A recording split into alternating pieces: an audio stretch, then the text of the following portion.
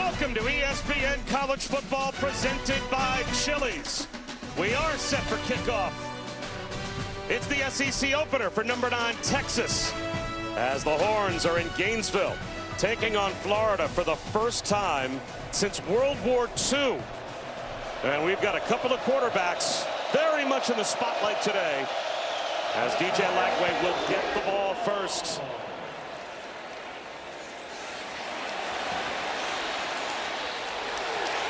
And he'll have it at about the 17-yard line. Bob Wischusen alongside Lewis Riddick. Chris Budden is with us as well. And Lewis, both of these quarterbacks have some questions as now for Arch Manning, SEC play begins, and for DJ Lagway, he's just trying to get their season back on track. Yeah, he just needs to find a rhythm right now. And look, early season, or rather early game success is something that Billy Napier, the head coach, said he wants to have for DJ Lagway. Settle into a rhythm. Defensively, they're fine. Same thing for Arch Manning when he gets on the football field. Texas number 2 in the country, scoring defense. They know they can play D. They just want to get these quarterbacks feeling good here early, get them some early completions. And Lagway to put it up on first down. Sidearms, one, and the ball pops out. It was knocked free on the crossing route. Dallas Wilson, one of the true freshman wide receivers, making his Florida debut, and he is met. And he coughed the ball up, but it looks like they're going to say that the Gators have it out at their own 25-yard line. That's his freshman on freshman. Grayson Littleton, the star player, the nickel defender for Texas, who they love, who's been playing big-time football already this season, comes up with a big hit. A nervous moment as Jaden Ball with a cutback and a pile push for a first down. So DJ Lagway is already 1 for 1. 5 touchdowns against 6 interceptions. So many injuries, Lewis, that he has tried to fight through. Yeah, he sure has. It hasn't allowed him to practice. And look, it's a rep business. Quarterback is a rep position in particular. He hasn't had any. So he's trying to kind of get right during games, but he had a great week of practice to see how it looks. Spins out, sidearms another. And this time, a cutback for Aiden Mizell. Pretty good composure there for DJ Lagway as the blitz was coming, and he was feeling some heat. Colin Simmons did not fall for the fake, and Lagway kept his composure. You see what Billy Napier is trying to do. Mix the run, move the pocket a little bit for DJ. The ball handling, play action type of looks to get this second level of the defense to come up to the line of scrimmage, open up some throwing window.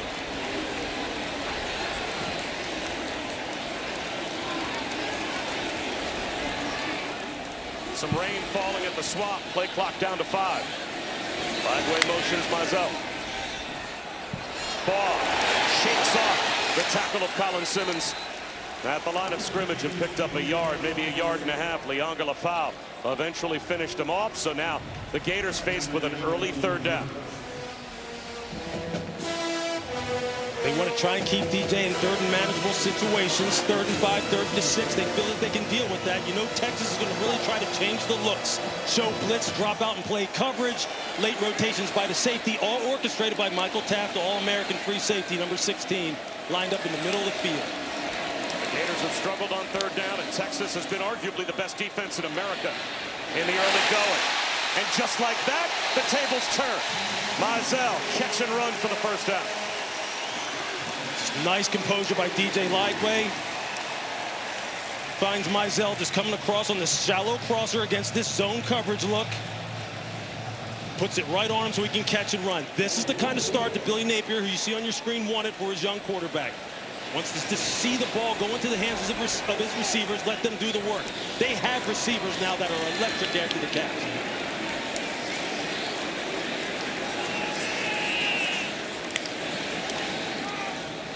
Fake the end around and bouncing off tacklers and picking up about 4 yards on the push is Jaden Ball. Well, offense the last 3 games, the numbers, they speak for themselves. Obviously against good opponents and back-to-back top 4 teams, but 6 giveaways, only averaging 11 points a game and 3 straight losses. Yeah, the turnovers really did them in. At points in time so far this year, they really just got to play complementary football. You see, they're trying to get Jaden Ball on track early. They can live in this 2nd and 6 world. to midfield. So another third down coming for the Gators. You see first and second down. I know Texas is playing 8-man front, singling up their defensive backs one-on-one on the outside. Eventually, Billy Napier's going to have to take some shots over the top. He said he needs to back them off. If you see defensive coordinator Pete Kwiatkowski on your screen, got to make them pay for one in the crowd, the line of scrimmage. And DJ Lagway is as good as any as far as throwing the deep ball.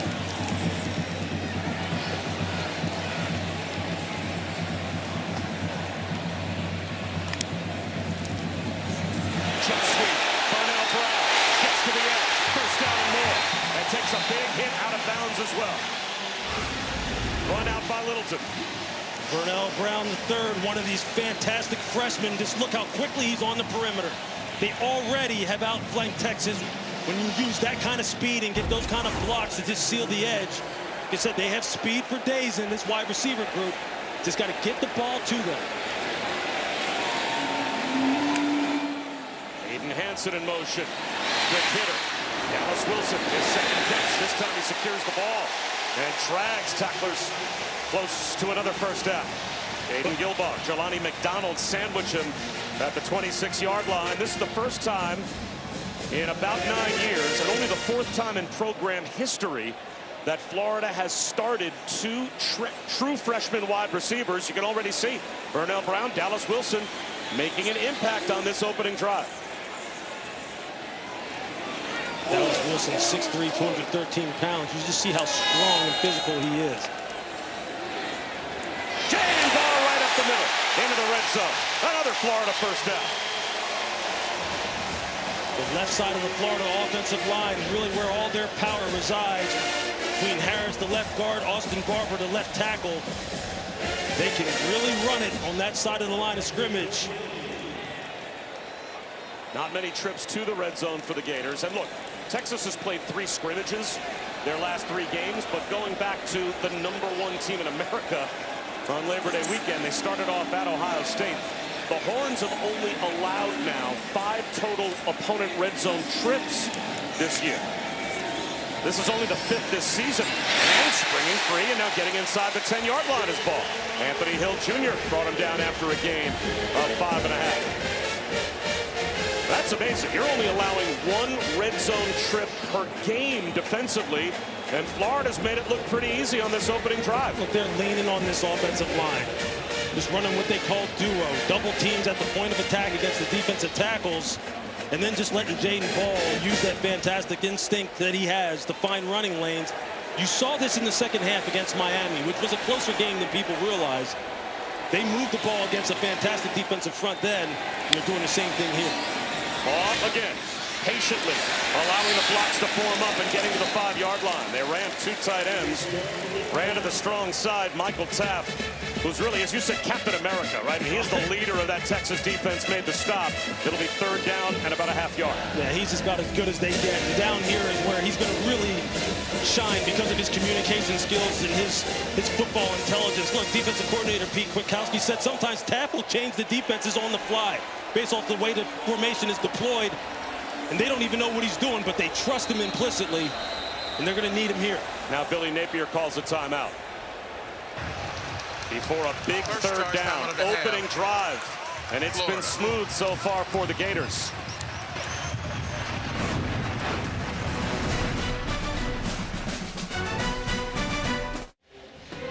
Welcome back to the SEC on ESPN. Light rain fell before we went to break. It became a downpour while we were away as we take a look at our Chili's 3 impact players. Look, obviously Arch Manning, when they get on the football field, he has to show up today. We've already seen DJ Lagway and the fantastic freshman Dallas Wilson, the 5-star, down here in this red area now where they're at. Look for him, 6'3", 213 pounds. He gets a one-on-one situation. He's at the top of your screen, top left. 3rd down. Ball bounces it outside. Ball caught on the end zone. He's in. That's a Gators touchdown on the opening drive.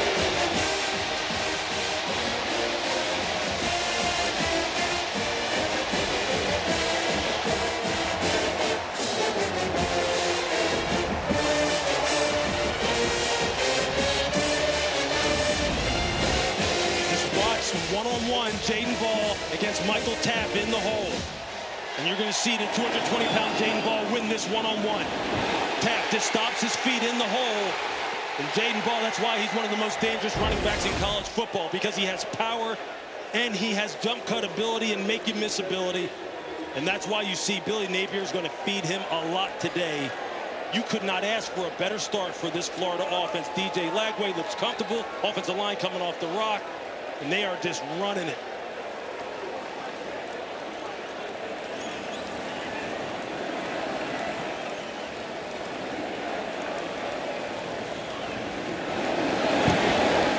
It's 7-0 Gators. A 13-play, 84-yard statement drive, Lewis, to begin. Yeah, it's about the line of scrimmage. It's about running the football. Some things will never change when it comes to this beautiful game, and it's not going to change today.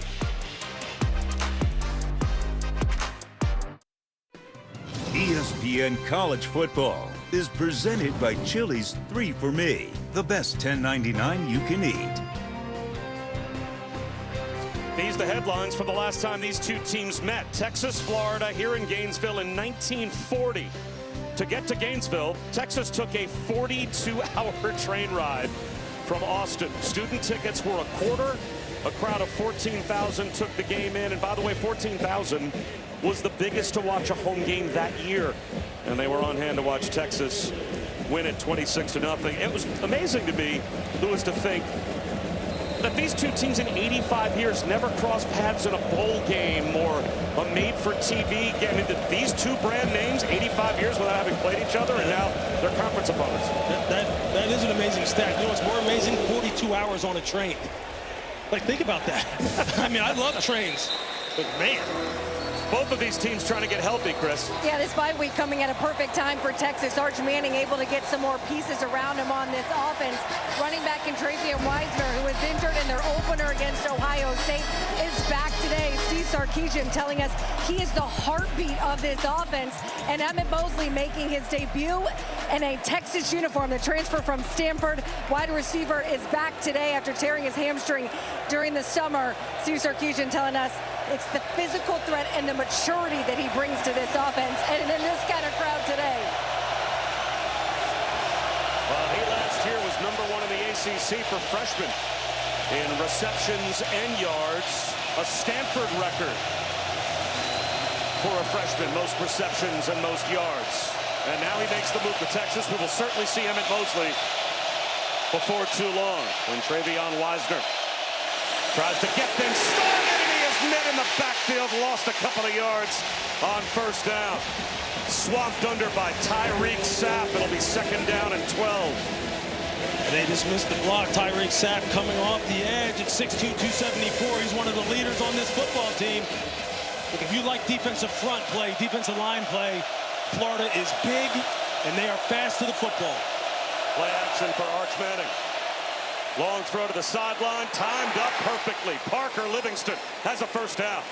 This is what that has to be an early confidence boost for Arch Manning. This is exactly what Steve Sarkisian wanted Arch to see. Just let it rip. Trust your reads. Don't play rushed. When he plays rushed, he said that's where his mechanics break down and his accuracy goes out the window. He worked hard on that in the bye week. Good start for him. Did you see a rushed quarterback? Did you see an unsure quarterback when you watched getting ready for today? Absolutely. Look, when the first read was not there and he was trying to work his way through his progressions, you saw his feet just get all over the place, lower body not tied to his upper body, and his accuracy suffered. He said, look, just trust the fact that you know what to do. He said he's one of the most cerebral guys he's ever coached. He knows this offense. He makes these throws all the time in practice, and Arch said himself, I just need to let it rip.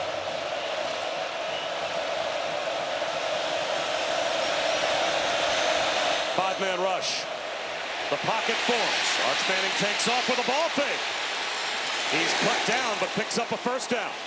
To the Gators' 40-yard line, Bryce Thornton made the stop. And this is one of the things that defensive coordinator Ron Roberts was afraid of. He wants to keep Arch in the pocket. He wants him to have to play the position from the pocket because you see what he can do with his legs. Play action fake. Hit. Gets back to the line of scrimmage, maybe gained a yard. Miles Graham collapsed the pocket. This is a good example here of just playing with good rush lanes, playing tight coverage down the field. He may have had DeAndre Moore coming across the field, opening up late. Maybe missed him, but again, they want to keep him in the pocket, see if he trusts his instincts, trusts his reads. Keep him in these kind of second and third and long type of situations. Emmett Mosley, widest to the near side left, bottom of your screen, his first snap. Manning looks that way. Tipped ball. He tried to force one in to Emmett Mosley. And now it's going to be third down and long. Jaden Robinson with the deflection. This is an example of Arch Manning staring down his primaries, waiting for it to come open. It's too easy for the defense to read his eyes and jump the route. That's the kind of thing you've seen on tape come up. He cannot just stare down primaries against a defense this good. Now you got him in third and long type situation. This is where they can get a little tricky as far as their zone blitzing scheme, sending extra pressure. Here comes the blitz. Arch Manning on the move. Directing traffic, throws it away. Not in field goal range, you wouldn't think. As Brian Taylor forced the throwaway with pressure. Just a nice job of playing a four-man rush with the spy, a spy designed to keep their eye on Arch Manning. And that time was linebacker Jaden Robinson. Good coverage down the field, across the board. He had nowhere to go with the football. It's good, fundamentally sound defense by the Florida Gators. The rain has stopped. That'll help Vernell Brown III, the true freshman punt returner. As Jack Bomeister tries to pin the Gators deep. And he may. Did it break the plane? That's what the officials have to decide. It looks like Texas may have saved it. Did the football get to the goal line? It's a touchback. They couldn't keep it out of the end zone. They're almost playing like a game of hot potato down here, just making sure that this ball doesn't break the plane, doesn't break it there. Oh.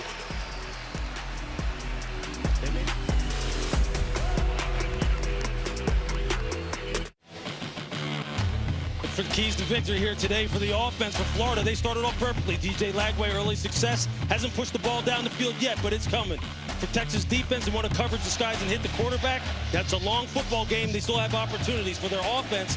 First and second down success. That's going to be the key. Sark said that without a doubt that's where he was focused. And then defensively for Florida, keep Arch Manning in the pocket and eliminate the run threat. They thought maybe some design runs were going to be coming their way in this game. So we'll see how they are able to keep him contained. Now again, the difference between the NFL and college football, in the NFL, it's the player trying to keep the ball out of the end zone. In college football, it's the ball. If the ball breaks the plane, they make the same judgment as to whether or not you would if it's a touchdown. And if they see the football break the goal line, regardless of where the players are, it becomes a touchback. So I guess get your best eyes on the ball. And Lewis, see if you think it crosses the goal line. Yeah, I think this is a pretty easy one. I think you're going to see it as it comes into the picture right here. The ball is clearly broken the plane of the goal line. This is coming back out.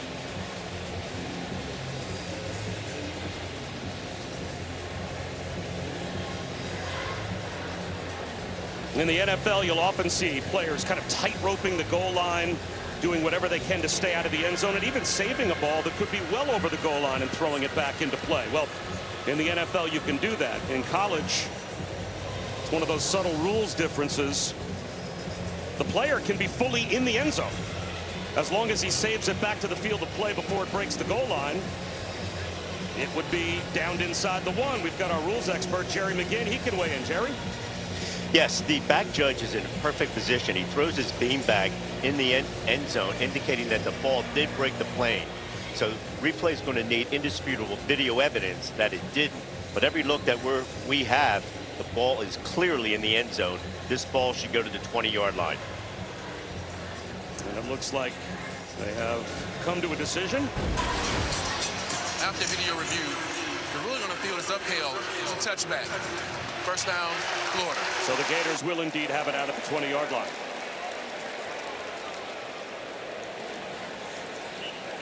See here now with their second possession coming up. DJ Lagway on his first series starts off 4 for 4. Looks real comfortable. Billy Napier, you see in there, giving him his last-minute instructions before he goes out on the football field. He's trying to keep his young quarterback calm as he comes back from all the different ailments that he has dealt with this entire offseason, lack of practice time, going up against one of the most ferocious defenses in college football. Pretty good start. Well, last year when these two teams met for the first time as SEC foes, first time since World War II, the Gators didn't have DJ Lagway. He missed that game with a hamstring injury, and they were non-competitive in Austin. But he helped put together an outstanding opening drive, and now off play action, he's got another wide open receiver, Michael Sturdivant. Let's go down to Chris. This has been the first week that DJ Lagway has been able to practice good on good. They talked about him getting some reps back. That this Wednesday was the best practice that he's had so far, and it's something this team feeds off of. When they see him healthy, when they see him playing well, everyone else around him gets this little bit of extra juice.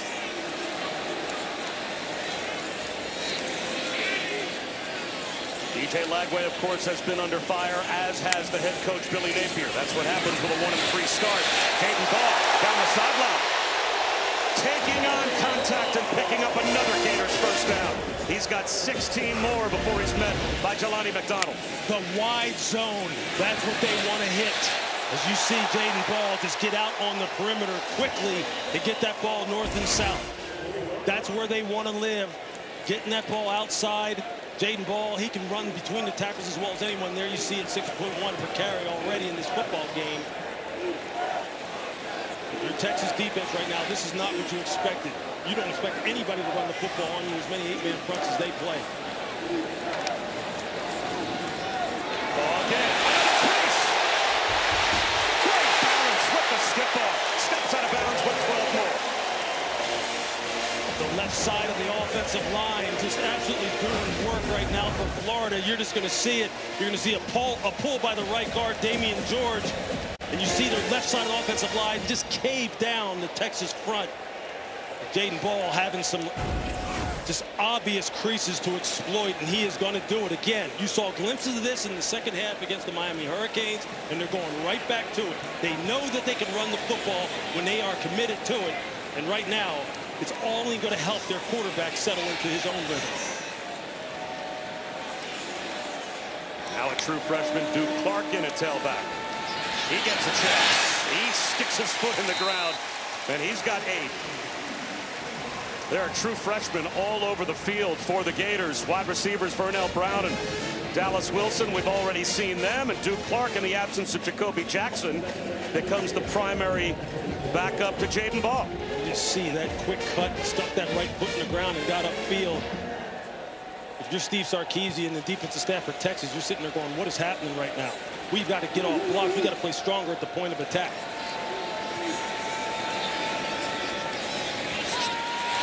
Errant throw there from DJ Lagway. So now it will be 3rd down and a couple just outside the red zone.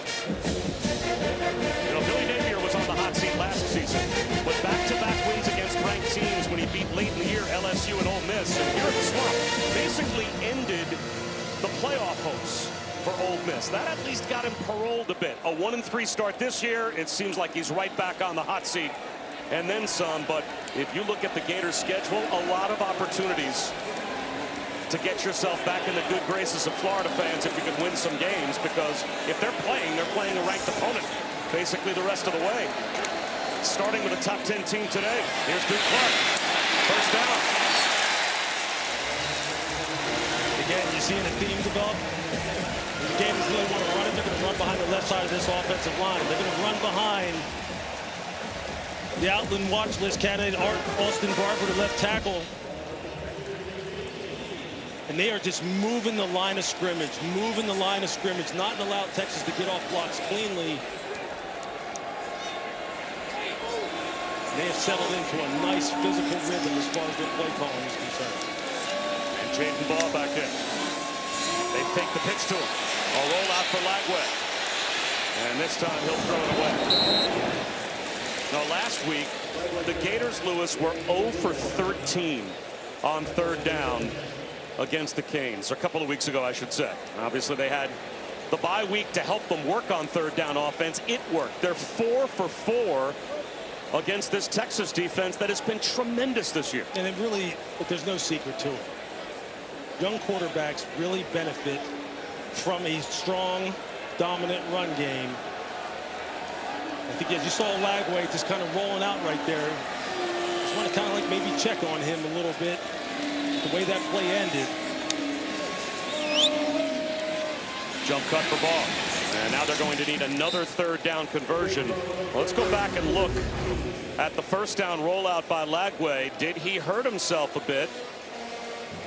And he came up with a little hitch in his giddy up at the end of that play. And boy, all he has been, it seems, off and on last season, all during spring and summer, and into this season has been one injury after another trying to fight them all off. Yeah, he's dealt with various different ailments, some in his lower body. You saw there, maybe favoring that right leg. He's hoping he's all right and he's able to work through whatever's bothering him right now.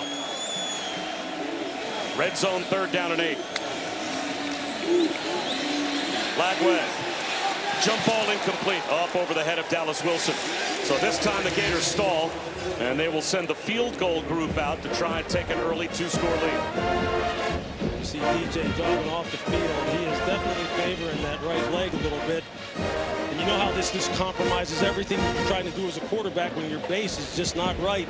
He's a right-handed quarterback. His right leg is his plant leg. This is something to watch as this game goes on. Now, last year when he had the hamstring injury, even against LSU, they basically just made him a pure pocket passing quarterback, and they managed that game and won it without the element of Lagway running it at all. So they've been here before.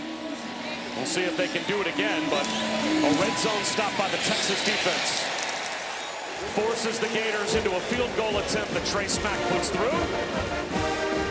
And it is 10-0. Florida. For 20 years, Allstate has celebrated every field goal and extra point made at participating universities by donating to the university's athletic scholarship fund, supporting all student athletes. Thank you to Allstate.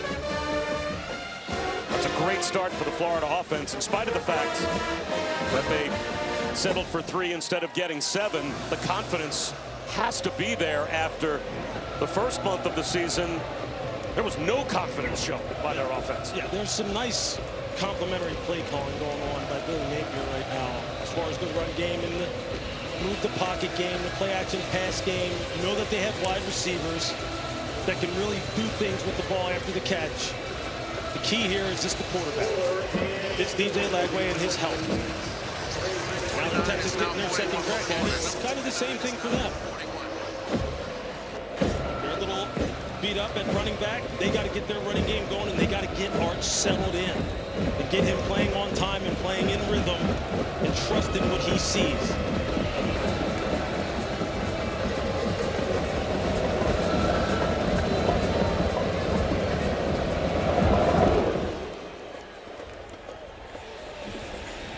Be a touchback on the deep kick from Trey Smack. Let's go back to Matt Barry. Okay, big game, Bob and Lewis. Happy week 6. You thought, could Vanderbilt do it again this time in Tuscaloosa? 6 plays, 93 yards. Cedric Alexander goes for 63 of them and anchored down early 7-0 lead in Tuscaloosa.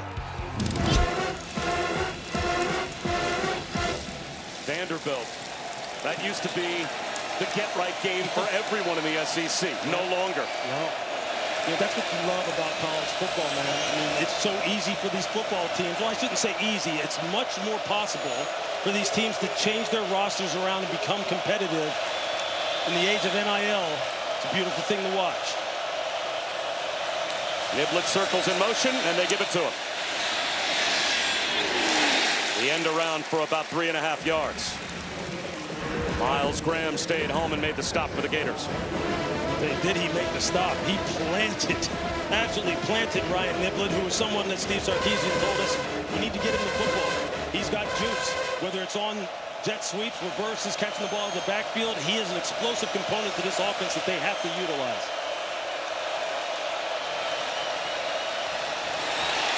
Quick hitter into a very tight window to Ryan Wingo, the leading returning receiver from last year for the Horns. Makes it 3rd down and short. Such a dangerous throw. Corner Cormani McClain thought he had a pick 6 opportunity coming up. Arch fitted in there. Whew. That was close. And that takes us down to the end of the first quarter. The Gators with a 2-score lead. Texas has the football when we come back. That is the end of the first quarter.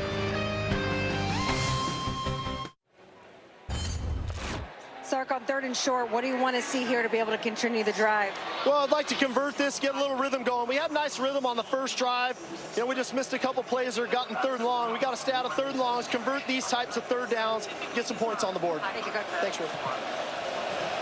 Well, speaking of points on the board, as you can see, Steve Sarkisian's defense had not allowed a first quarter point this season before giving up 10 to the Gators today. And now opening up the second quarter with a 3rd down to try to keep their second possession alive. Straight quarterback run for Arch Manning. He's got the first down. He is an athlete, but is the discipline with his eyes there, Lewis, in the passing game? Well, I think for him right now, he just needs to not lock in too hard on his primary receivers and draw defenders to where he's trying to throw the football. Be able to scan the field efficiently, not panic, not rush and compromise his mechanics, but get through his progression so he can find the open guy. And he locked in there. Instead, he comes back over the head, absolutely planted. There's the tight end, Jack Endries. They're trying to run a little tight end middle screen to Endries coming across the middle. Jaden Woods was there. You see, they were locked in on it, though, as a defense. But this Florida defense plays with good eyes. They like to play a too-high shell, keep everything in front, not give up explosive plays, and let their big guys up front handle the run. Gators show blitz. Manning under some pressure. The ball comes out sideways. He was hit hard as he let that one go. Should be an incomplete pass, I would think. And 3rd down and long. Cameron James hammered Arch Manning, and he's shaking out his throwing arm. I mean, you're going to see it here.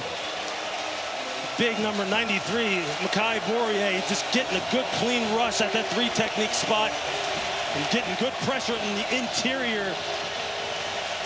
And then you see Cameron James is coming, clean it up because they had everybody locked down in the secondary. This is where Sark doesn't want to live. He doesn't want his young quarterback here in 3rd and long situations. Gators bring a simulated pressure. Wobbly throw to the sideline. That came out as if Arch Manning's arm was hit as well. Parker Livingston was the intended receiver, but that was a wounded duck, and it will be a Horns punt. Making it look like they're going to send 5, but they only send 4. They send the nickel to the wide side of the field on the blitz with the spy. They get a hit on Arch Manning in the pocket. It alters the throw. But this defense, they have gone up against some very good offenses this year, and they are top 25 in scoring D for a reason.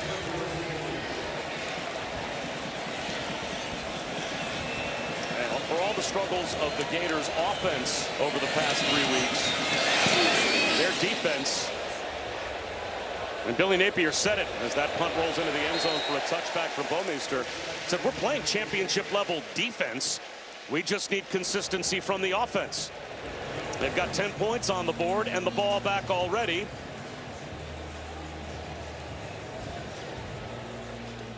And we'll step aside. It's a 10-0 Gators lead here at the Swamp.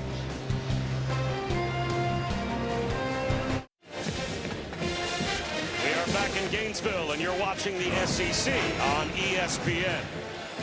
10-0 Florida. They've got the football, and they've got their quarterback in there, DJ Lagway, on the field, although Chris Button, that was a question. He was in the injury tent for a bit. That spent about 4 minutes in there, came out, took some pain medication, tested that lower body on the right side, said he was good to go, went up to the offense and said, I am fine, let's continue this. He's got Duke Clark to his right. Sidearms a screen instead, tipped and caught. A nice job to jump cut, stay in bounds, and turn nothing into something by Aiden Mizell. And he is finally driven back, but what an effort. That's a long throw, opposite hash on that wide receiver quick route, and Mizell's able to just get that ball down. You see where he's thrown this from. The college hashes are wider than the pro hashes. And you see he almost airmails that thing to the sideline. Mizell able to save it, pick up positive yardage. Almost looked like a second baseman turning 2, kind of sidearmed it out to the edge, and a good catch. Concentration from Mizell. And they get 2nd down and 6. Clark. They are running on the Texas defense. Flag thrown from the secondary. It would be the first penalty if it is accepted. Grayson Littleton made the stop. Would be a Florida first down, but we'll have to check the marker. They're either going to get a holding or a hands to the face. Michael Taft and Eugene Wilson were going at it. During the run, personal foul, hands to the face. Defense, number 16, 15-yard penalty added to the end of the run. First down. So Michael Taft picks up the personal foul. I mean, he is a fifth-generation Horn. Grew up at Austin, dreaming of playing for Texas. And you're going to see Michael Taft right here just taking on the block and trying to ward it off. You see the right hand gets up in the face mask. You see the helmet just turned to the side. Look, Texas right now is in unfamiliar territory. They're having this ball run on them like nobody has done so far this season. And they have got to figure out a way to stop the bleeding. Otherwise, it's going to just lead to DJ Lagway taking shots. Play action, Lagway up the seam. Lost ball. It is a turnover. Anthony Hill heading the other way with the fumble recovery. Hayden Hansen couldn't hold on and coughed it up before he went down. Just what the Texas defense needed. The ruling on the field is a fumble recovered by the defense. Hayden Hansen with the catch. He's got 2 feet down. He's about to make a football move. He starts to go upfield. He's got the ball secured. And that's a catch and fumble. What a fantastic play by Anthony Smith, the linebacker. They are 6 deep at the linebacker position here at Texas. Play a lot of bodies.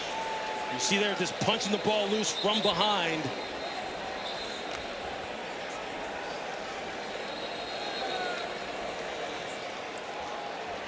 That's great awareness on the part of Texas. See the ball's down. He's making a football move up the field.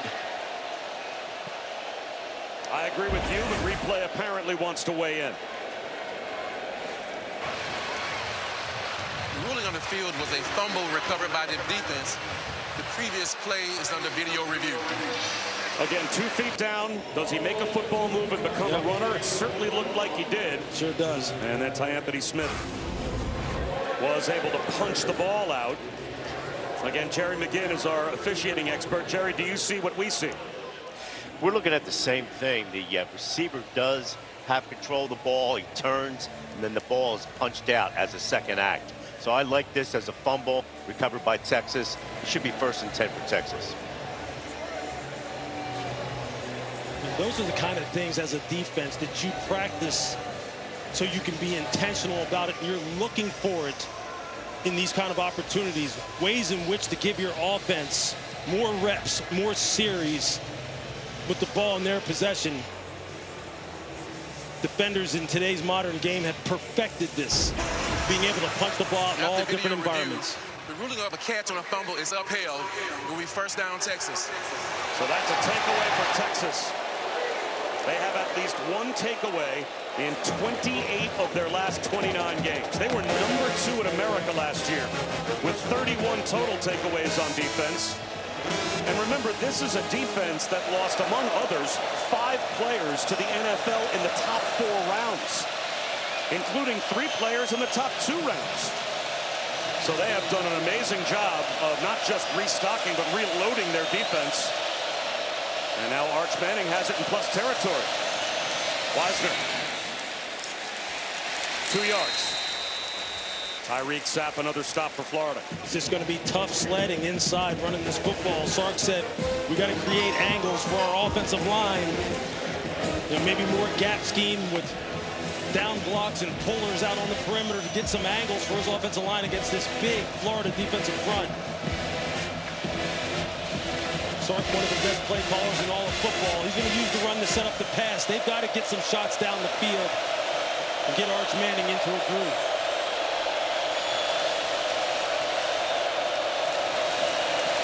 They fake the end around. He steps up in the pocket, floats into a wide open receiver, and making the catch. Livingstone with great concentration held on, and he gets up with a limp at the 10-yard line. That's what I'm talking about. See the ball handling where the defense isn't quite sure what's going on, who's going to get the ball. They have the jet sweep fake. And then Parker Livingston just kind of lulls him to sleep off the line of scrimmage and then takes off down the boundary, makes a heck of a catch, knowing that he's going to probably take a hit. Ooh, took one right on the side of that knee. And Parker Livingston has made big plays for Texas so far this year. So that is Arch Manning's roommate, Parker Livingston, over on the sideline after a 33-yard gain to make it 1st and goal Horns. Wiseman to the 6-yard line. It'll be 2nd down and goal. That's about the best push that we've seen this Texas offensive line get at the point of attack so far. Had 2 double teams. Then you see Wiseman just hit that ball downhill. Parker Livingston over on the side. I mean, he has made some big plays for this team. We haven't called Emmett Mosley's name yet. The transfer from Stanford. You see him at the top of the screen now. To the offense's left, he's going to have a one-on-one situation. Do they eventually try and get him the football? Roll out for Manning. Just inside the front right pylon. Wisner gets the touchdown, and they take the turnover and turn it into 6. You see, Travian Wisner is just going to outflank Jordan Castell, the safety. He's going to be out here in the flat quickly, and his eyes get caught in the backfield because of the play-action fake. Look, you see how he's going to open opposite, even though the running back is releasing fast to the flat. Just that reverse pivot holds him just long enough to where the running back can get out in the flat. That's the beauty of Sark's play calling. He uses the run to set up the pass, and he marries it all together. They hit 2 big plays, one to Livingston, and then the touchdown pass to Wiseman. So Arch Manning, with his 10th touchdown pass of the season, gets Texas on the board after the defense gets the takeaway. The punch out by Anthony Smith. The recovery by Anthony Hill. The touchdown pass, Arch Manning to Travian Wisner.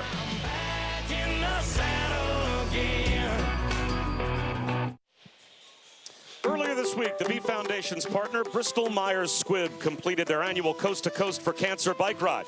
Every year, they raise over $1 million for the V Foundation's effort to support cancer research, and a Gator alum and Gainesville local, Carrie Hudson, took part in the ride. She is a childhood cancer survivor. That inspired her career as an oncology nurse, and she was able to ride in honor of her patients, her mom, and her younger self. A true inspiration.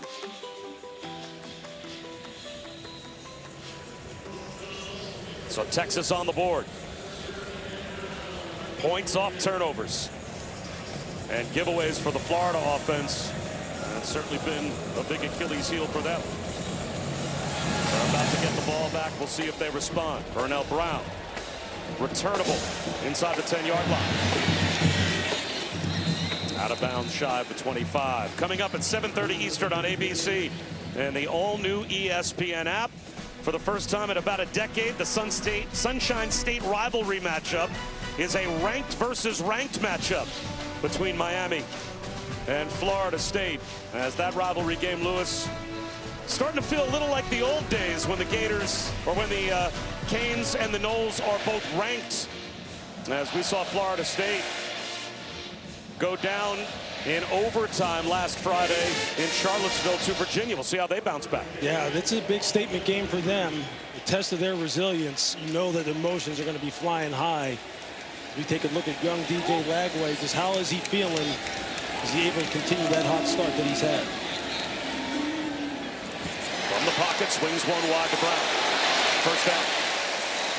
Burnell Brown is just so electric with the ball in his hands, man.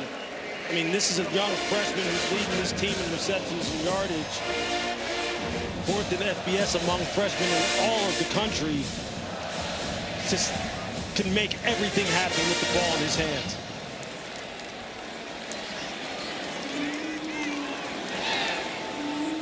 They go his way again.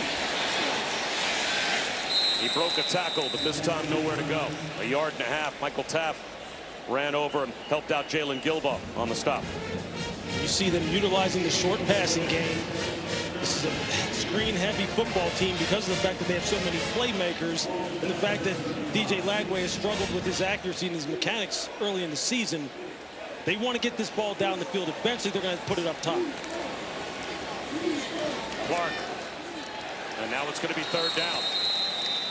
These play calls, handing the ball off, quick screens, does that give you any indication that Lagway might not be right and they're worried about exposing him to a hit? Yeah, it's hard to tell right now. I think they're doing what they know they can do well. They know their playmakers can make plays. They know they can run the football. They have a physical offensive line.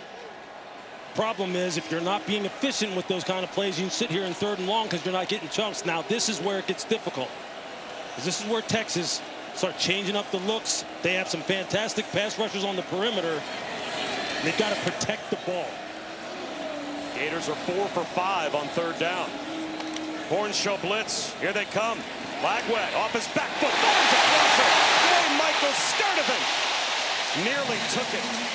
Gilbo saved a touchdown. There was no one it seemed between Sturdivant and the end zone other than the ankle tackle from Gilbo. I mean, just look at the poise of DJ Lagway. He has his eyes on Sturdivant from the beginning and just lays it out to him so then he can catch and run. Excellent execution. Little Patrick Mahomes sidearm flip from Lagway. Play action here. Protected in the pocket. He's going to force one. And that was into double, if not triple coverage to Trey Wilson. Xavier Filsony and Cade Phillips both back in coverage for the Horns. You see the Texas DBs. He threw that in the triple coverage, as you mentioned. You see the Texas DBs are just trying to play the ball.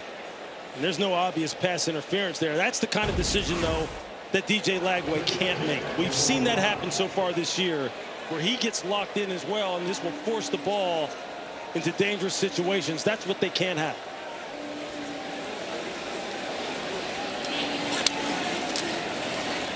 They'll run it with Duke Clark. He's got a first down. Gang tackled, but picked up 11.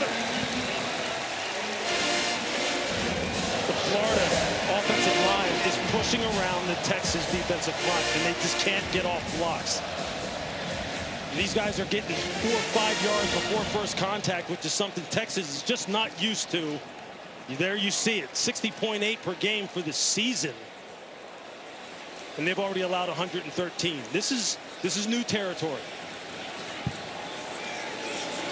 It's an SEC road game instead of playing San Jose State, UTEP, and Sam Houston. There you have it. Duke Clark for 3.5. Of course, this is also a defense that went on the road to the #1 team in America, went to the shoe, and only allowed 14 total points in a loss to Ohio State. So when you've got that litmus test on your resume, you're not expecting this defense to get run on the way they have in the first half by the Gators today. Absolutely. They continue to exploit the left side of the offensive line, or utilize the left side of the offensive line. Jake Slaughter, Harris, Austin Barber. These guys are just getting consistent movement at the point of attack. Texas rolling in a lot of defensive players. Lagway, play action. Back shoulder. Climbing the ladder. Dallas Wilson. Does he get a foot down? He does. Out of bounds at the Texas 13-yard line. Terrific catch by the freshman. I mean, that's beautiful. That's using that tremendous 5-star athletic ability at 6'3". DJ puts it on him perfectly. The corner, Cade Phillips, number 11, freshman, unable to time up his jump. DJ Lagway says, what leg? What injuries?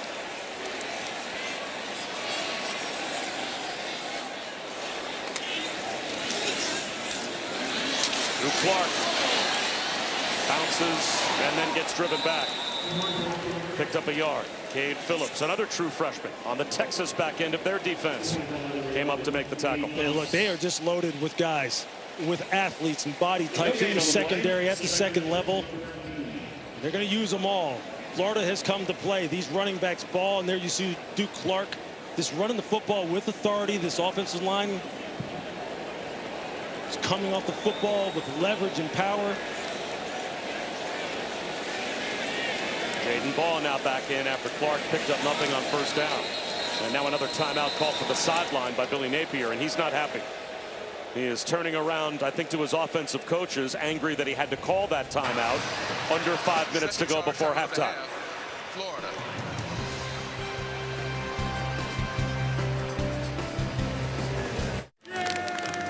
The Swamp is sold out, and the Taco Bell Live Más student section has been packed for hours. Only one student section can claim the title of Live Más student section of the year. Who will take home the trophy this year? And right now, the Florida offense on the doorstep of the student section, hoping to ignite a celebration as they have driven it into the red zone. This is the 10th play coming on this drive. Lewis, this will be the third double-digit play drive offensively already in the first half for the Gators. You couldn't have asked for a better start if you're the coaching staff and the fan base here in this stadium right now. Lagway, play action, end zone, touchdown! The first for the freshman, Dallas Wilson.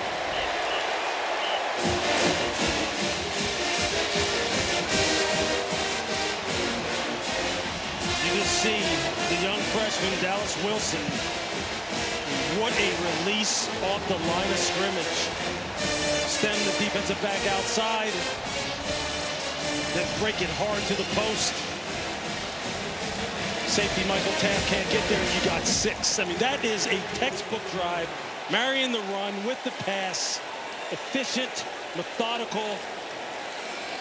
That's high-level football.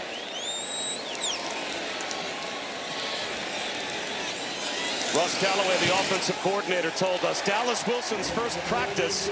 I'm watching our tight ends, and all of a sudden this guy goes flashing right across the field. I said, whoa, who is that? Well, we just found out. Watch Dallas Wilson stem the DB outside to just widen him and make sure that maybe he thinks he's going to take it to the flat, to the pylon, and then breaks it back inside. Michael Taft shading too far to the field as you see the safety in the middle of the field. He can't get over there in time. See the corner, Kobe Black. He's maybe expecting Michael Taft to be a little bit more shading to his side because he's playing outside leverage. You can see his body language after the play. That's an adjustment they're going to have to make on the sideline. This Lagway gets thrown to the ground. That right leg clearly bothered him. Doesn't want to put any weight on it as he gets up, but he's gutting through it. Man, what a start for this Florida offense. For DJ Lagway now. 12 of 16, 140 yards. Touchdown. Fighting through injury. And then, Bob, I mean, as we know, Dallas Wilson is for real. They have got playmakers. Let's head down to Chris. Dallas Wilson, a kid that this staff and his teammates, they don't lack for confidence, and you saw that at the end of the touchdown, the dancing, the celebration. But in his very first workout, he got so tired that he was throwing up in the gym. All of the older guys went up to him and be like, oh, I thought you were a 5-star. Come on now. You can't keep up with us. And he's like, just you wait. A little bit of, he's not afraid to little trash talk between teammates. Well, then he went out and had 10 catches for 195 yards in the spring game. And we were talking to Jordan Castell about that. He was one of those veterans that, as Dallas Wilson was refunding, so to speak, said, oh, I thought you were a 5-star. Then after the spring game, Jordan Castell said, yeah, I think he might be a 5-star. Yeah. Christian Clark now in the game at tailback, and a fluttering pass from Arch Manning. He had Jack Endries, the tight end, wide open.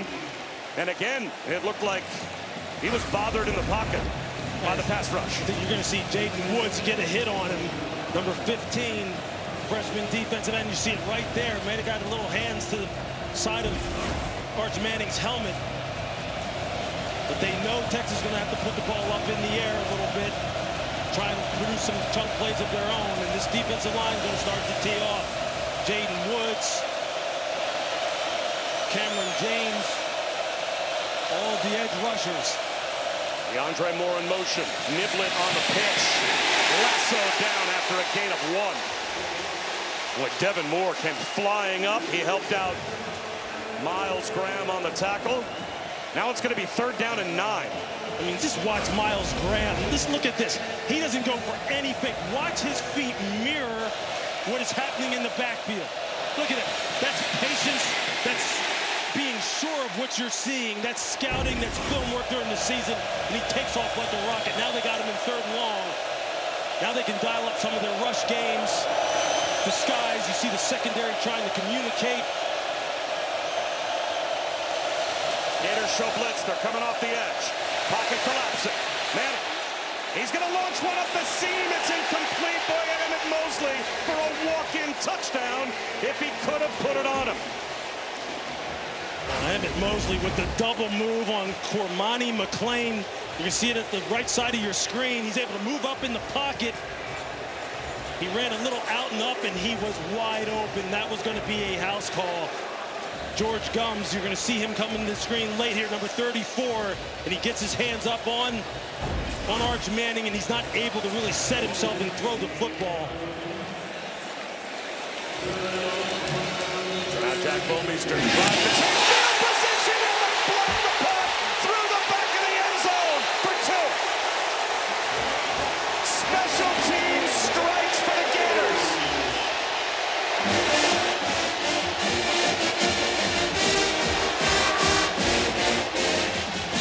Taylor Spirito, I think, was the player that came through and blocked the punt. He came through totally untouched. Obviously a protection breakdown. The kind of thing that you just cannot allow to happen. You're going to see him come right here, scot-free. And this is what you just can't have happen.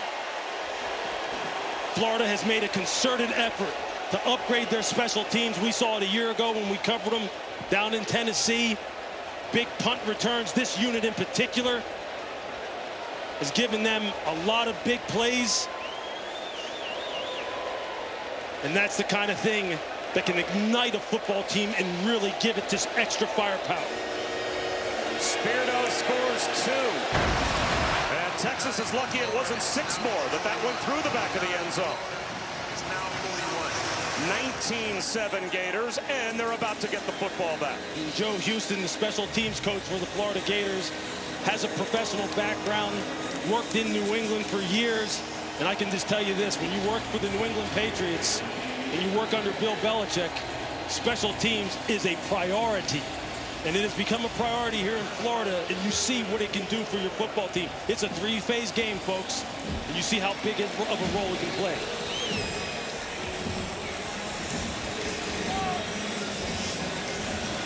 And there he is, special teams coach Joe Houston right there. Talked to him at practice yesterday. He is full of energy. He knows how big of a role his unit can play in an SEC showdown like this. Burnell Brown from just inside the 20. And it'll be great field position for the Gators now with a 19-7 lead. We've got a quick word from Cheez-It. Okay, Cheese, 50-yarder for the win. You thinking what I'm thinking? Ice the kicker. Something better. Terry. Did you just get hired? Dude entered the portal and came out a legend. Want it, need it, cheese it. Bob Wischusen and Lewis Riddick, Chris Button. It's a 2-score lead for Florida, and they've got the football back as Texas has already allowed more points in the first half today than they had this season. And special teams scores a safety and then gets the ball back for the offense of DJ Lagway. And Jaden Ball going back to work, but they will go down quickly. Colin Simmons, what a freshman year he had last year. And he was all SEC as a freshman, and the Sean Alexander Freshman of the Year. 14 tackles for loss last year. And already he's got 3 tackles for loss this year. He just whipped Austin Barber at the point of attack. They're big-time playmakers. Colin Simmons, Anthony Hill, Michael Taft, Delani McDonald. They got to make some plays. They got to get their offense to football. Ball tries again. Met by the same guy and planted. Flag throw. Colin Simmons, back-to-back terrific plays, holding the edge. Yep. And this will go against Florida.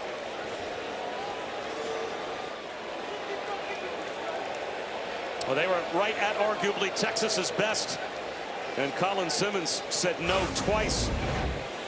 I mean, this is just good on good right here. Just watch it. Arguably Florida's best offensive lineman tackle Austin Barber.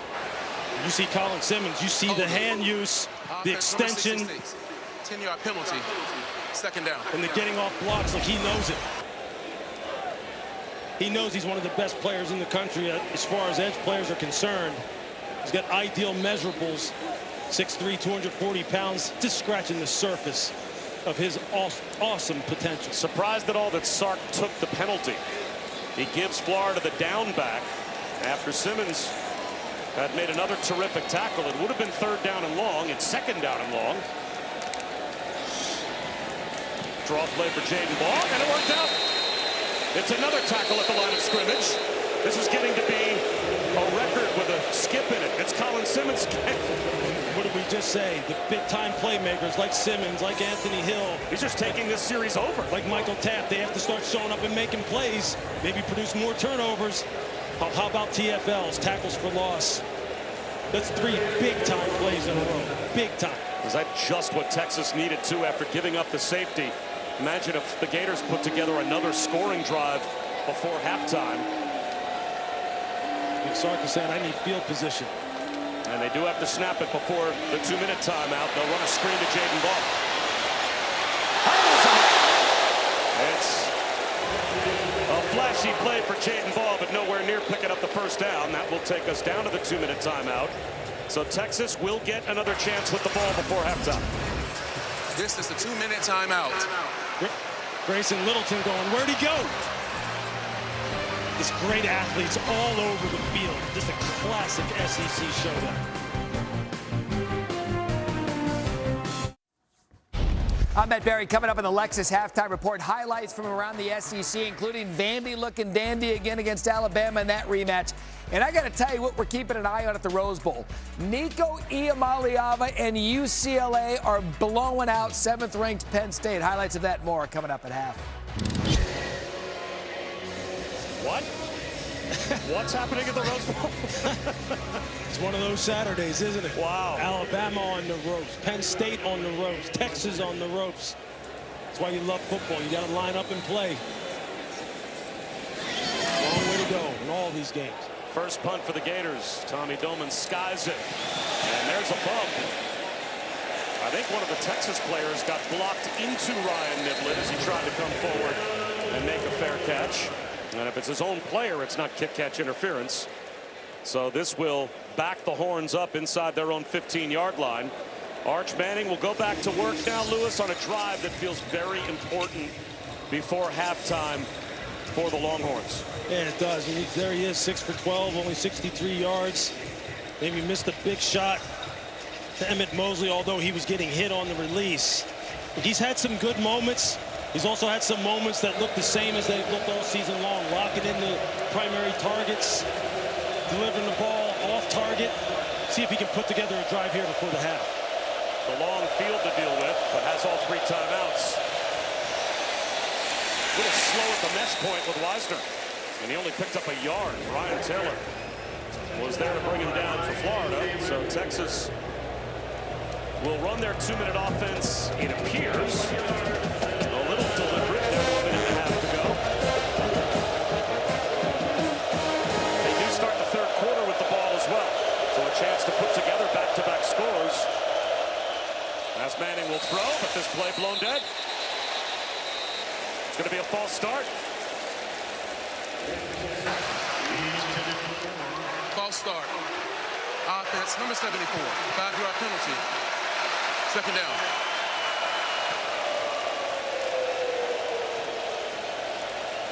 It's the left tackle, Trevor Gooseby. This crowd is amped up right now.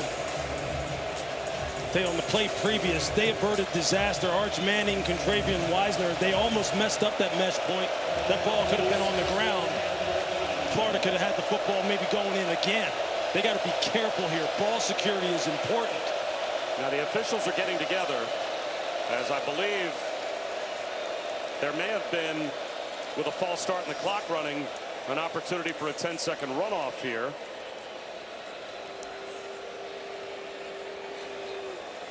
You can avoid the 10-second runoff if you're Texas by using a timeout.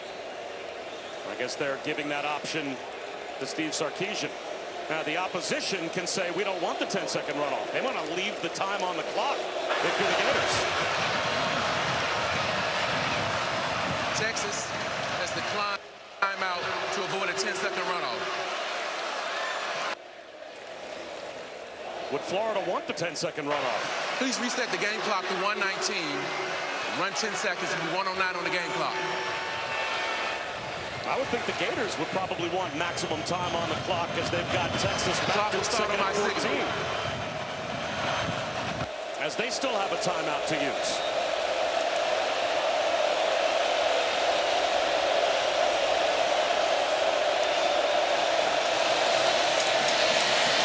Weisner bobbing and weaving. And he's going to be brought down. Jaden Woods on the stop for the Gators.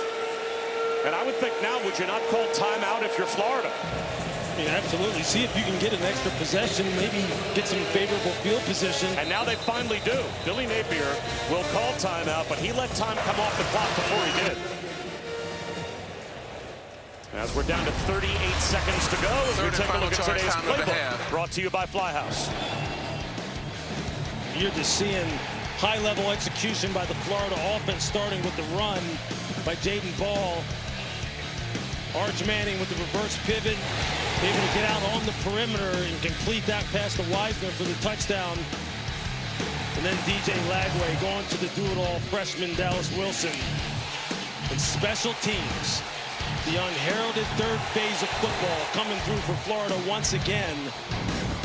They have got this place absolutely just fired up. Just look how lopsided the stats are.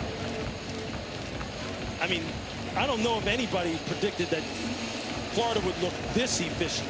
You knew that they were going to play better. They got healthier. They used the bye to their advantage. You knew the quarterback was going to be better. But 113 rush yards. An amazing statistic. Now Florida's out of timeouts.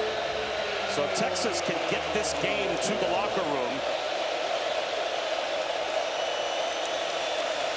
But Manning's going to throw. And he's going to get thrown down all the way back inside the 5. The sack to Brian Taylor Jr. Well, with the Gators out of timeouts, that should end the first half. Just watch and it'll be a regroup for Texas at halftime. Watch this pass rush. It's artwork. Arm over. And just assault the pocket. Connor Stroh has no chance when you're rushing with that kind of technique, that kind of power. And Brian Taylor Jr., 6'4", 294. Look, we said this defensive line for Florida was big. They were physical. They can handle the run. And they are dialing up the pass rush against an offensive line that Texas has a lot of questions. So Texas will start the third quarter with the ball. But Billy Napier, 10 games above 500 when leading at halftime. Steve Sarkisian, 7 games under 500. And it's Florida with a 2-score lead at the break. Time now for the halftime report. Joey Galloway and E.J. Manuel standing by with Matt Barry. Welcome back to ESPN College Football presented by Chili's. This is the SEC on ESPN. Set for the start of the third quarter. Texas will have the football, and they need a score. 19-7, they trail the Gators. Bob Wischusen alongside Lewis Riddick. Chris Budden is with us as well. The story of that first half, it seemed, at the line of scrimmage, Florida was the better team. They sure were on both sides of the ball, but in particular on defense, they have really caused Arch Manning a lot of problems with their ability to really just cage the quarterback, keep him in the pocket, just like defensive coordinator Ron Roberts told us that he wanted to have accomplished in this football game. And here you're seeing it. They're winning their one-on-ones. You see the defensive ends rushing up the field, but not getting too much depth as far as letting Arch be able to step up and maneuver outside the pocket. And the result is just that. 87 total yards for Texas. Only 4 first downs to 263 for Florida. That's as good as you could ask for. And Chris, saw that you caught up with Billy Napier before halftime. Yeah, he was so impressive with what DJ Lagway was able to do operating this offense. Said he's been playing really smart. Love what we've been able to do in the run game and on third down. He says that is a testament, though, of what we've been able to do up front in the physicality. We need that mindset to continue into the second half. For Steve Sarkisian, he said, on this drive, I just need points. I'm not asking for touchdowns. We just have to find a way to slow down the momentum. It does feel like one of those drives coming out of the locker room at halftime, especially after failing to score before halftime, Lewis, where you've got that chance to put together back-to-back drives that Arch Manning and the Texas offense need to stabilize this game. And there's a flag thrown on the kickoff from Trace Mack. think flag was tossed all the way back at the 35-yard line, so Florida must have been offside. You can tell Sark right now wants his football team to show some life and show some spark on the offensive side, so this doesn't start to snowball.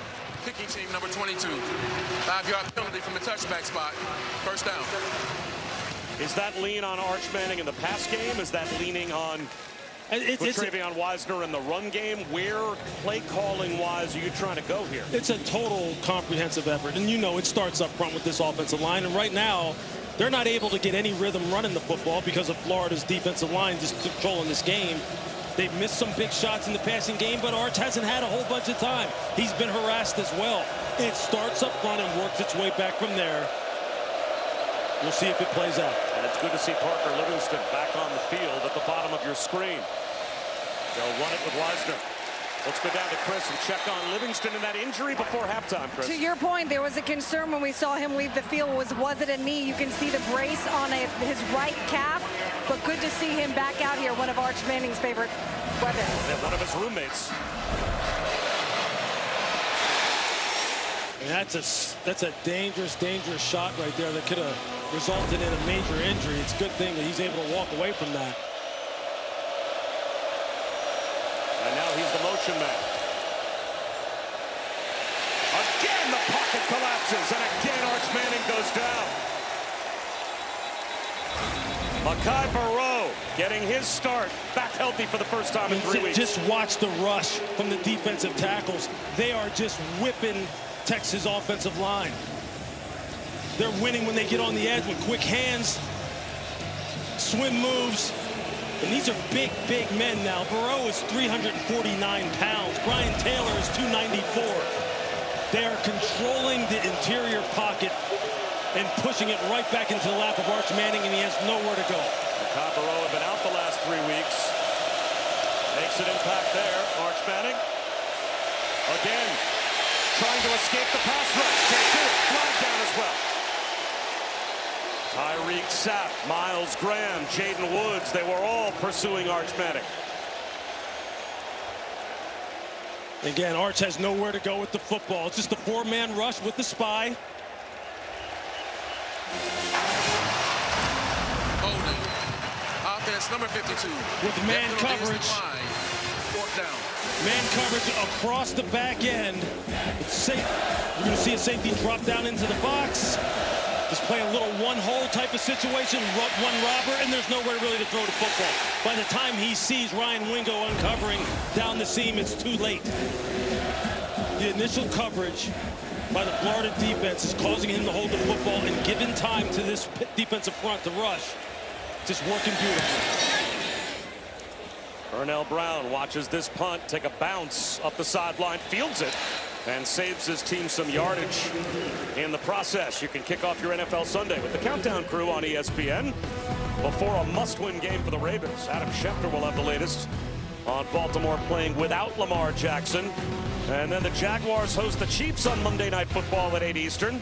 Peyton and Eli once again on ESPN2, where Chad Powers himself, actor Glenn Powell, will be a guest on the Manning Cast. So that's the first Chad Powers with the new Chad Powers. They'll both be there on the Manning Cast during Monday Night Football.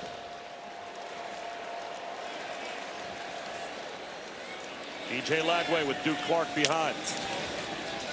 They run it on first down.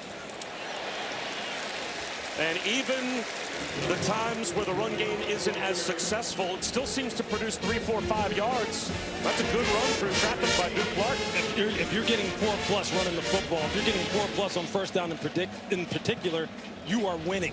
And you're probably going to set yourself up to win the football game. And as you see, 123 rush yards today. This is what Billy Napier had in mind in terms of helping out his quarterback. A toss to Clark. No gain. That time Anthony Hill made the stop. He was the leading tackler and the leading tackle for loss, the leading forced fumble player returning for Texas. Texas had 9 guys in the box. 9. Some of it dictated by formation. They are doing everything they possibly can to try and slow down this run. And you know the play action, big ball over the top is coming. because they're drawing the safeties, drawing the defensive backs closer and closer to the line of scrimmage. And you know the coaches are telling Billy Napier, we got to take our shot at some point on first down. Third down at 5. Lagway, clean pocket. Baby ball on the left flat. The Horns rally. At the same time, bring it down Balbo. He dives about 3 yards short of the first down. So Texas gets the 3 and out defensively. Grayson Littleton, the freshman nickel, in pursuit, arrived first to bring down Jaden Ball. That's what you come to expect from Texas defense. 9 hats to the football. 9 defenders converged and were in the screen at the end of the play. That's the kind of swarming defense that they're going to need. 76 is now 82 for Florida. 76 is now 82.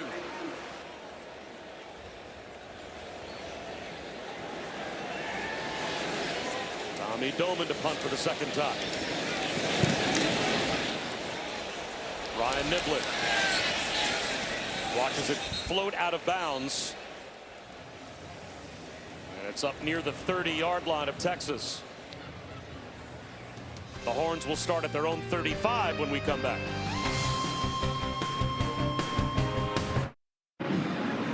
ESPN College Football is fueled by Gatorade, the original sports drink. A carbohydrate electrolyte formula created 60 years ago by scientists at the University of Florida to help athletes hydrate better than water. Yes, indeed. 1965, Dr. Robert Cade and a group of UF scientists developed Gatorade in conjunction with the football team. It gains notoriety when Steve Spurrier won the Heisman back in 1966. Gators became a national story, and a lot of us have been drinking it ever since. Arch Manning looking downfield, jump ball to the sideline, and coming back to make the adjustment, Emmett Mosley. So good to see him return as he hooks up with Manning for 22. There's an example of Arch staying patient in the pocket, not letting his mechanics break down. He was trying to hit the big shot to Wingo down the middle of the field. It wasn't there. He stayed poised and finds Mosley along the sideline. That's what Steve Sarkisian is looking for. That's what he's going to have to make those kind of plays under duress to get them back in this game.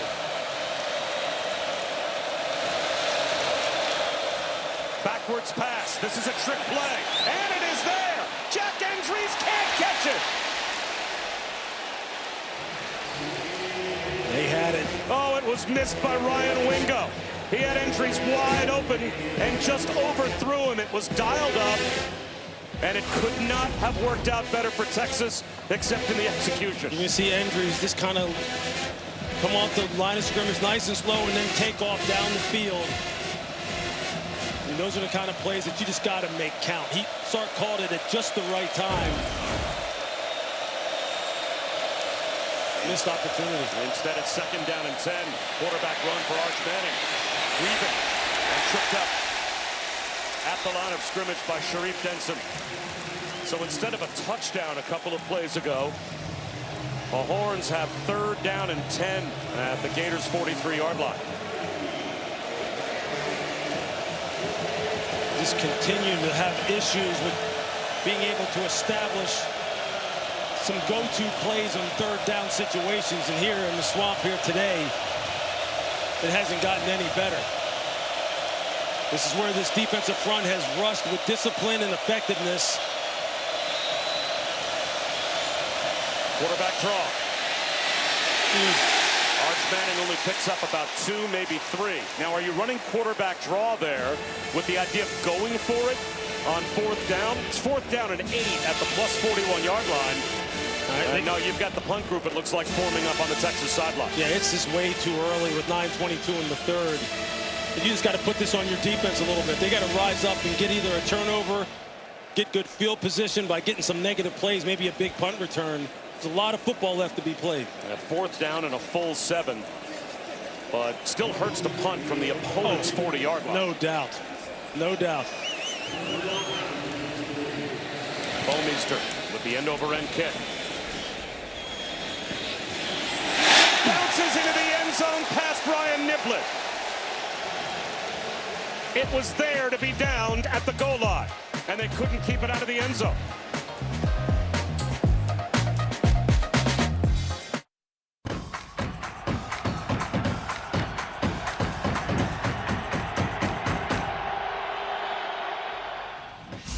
Today's Player Spotlight brought to you by Cintas. Yeah, it's all about sophomore Jaden Ball.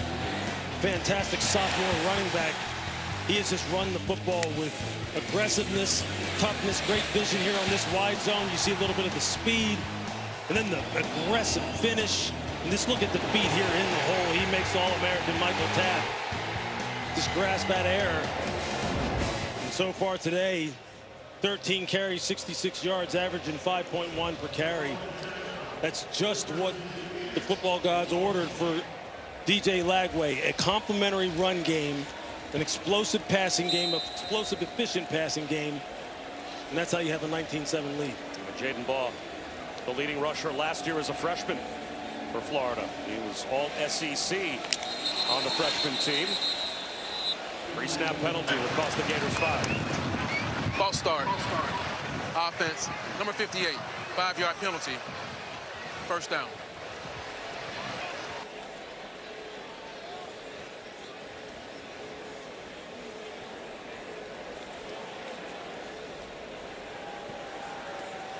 Billy Napier, you are telling your quarterback on the coach-to-player communication, just keep everybody locked in. You're running the football effectively. They're playing good football.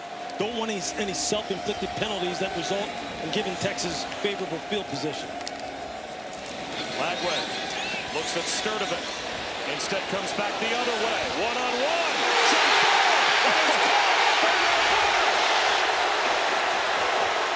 He looked at the fifth-year senior and said, you know what? Let's throw it down the field to the true freshman instead. And there is the big ball. Right there is the shot over the top. And just look at Vernell Brown. Look at how he just fights for this football down the field.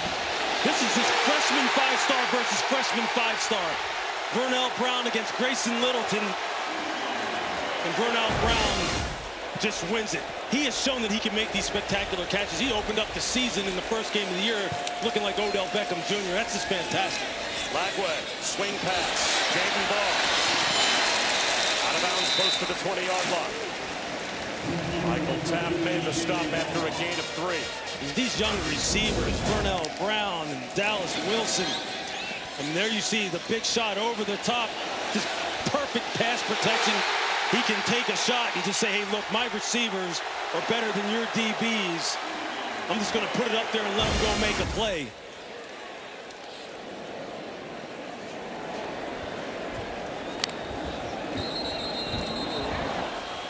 Before the snap, a penalty again. Another false start. False start. Offense, number 70, 5-yard penalty.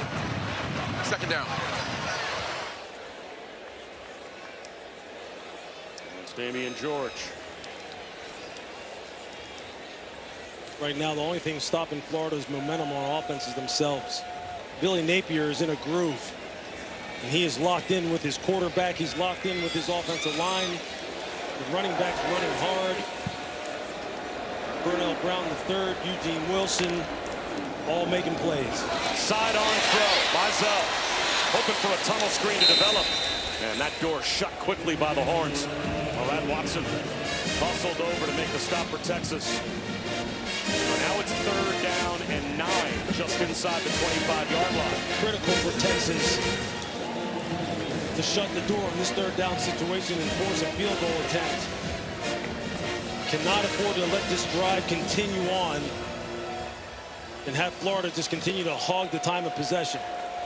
Give up a field goal, you're still only down by 2 scores. And a lot of time left.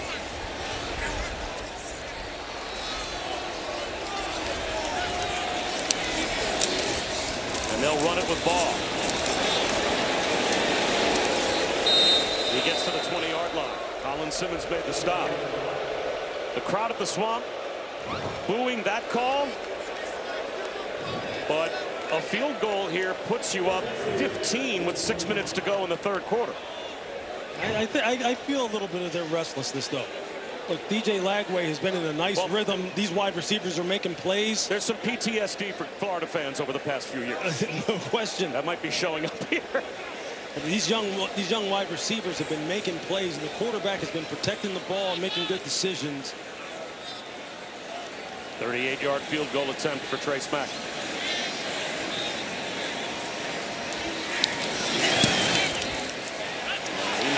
down the middle. 22-7 Gators.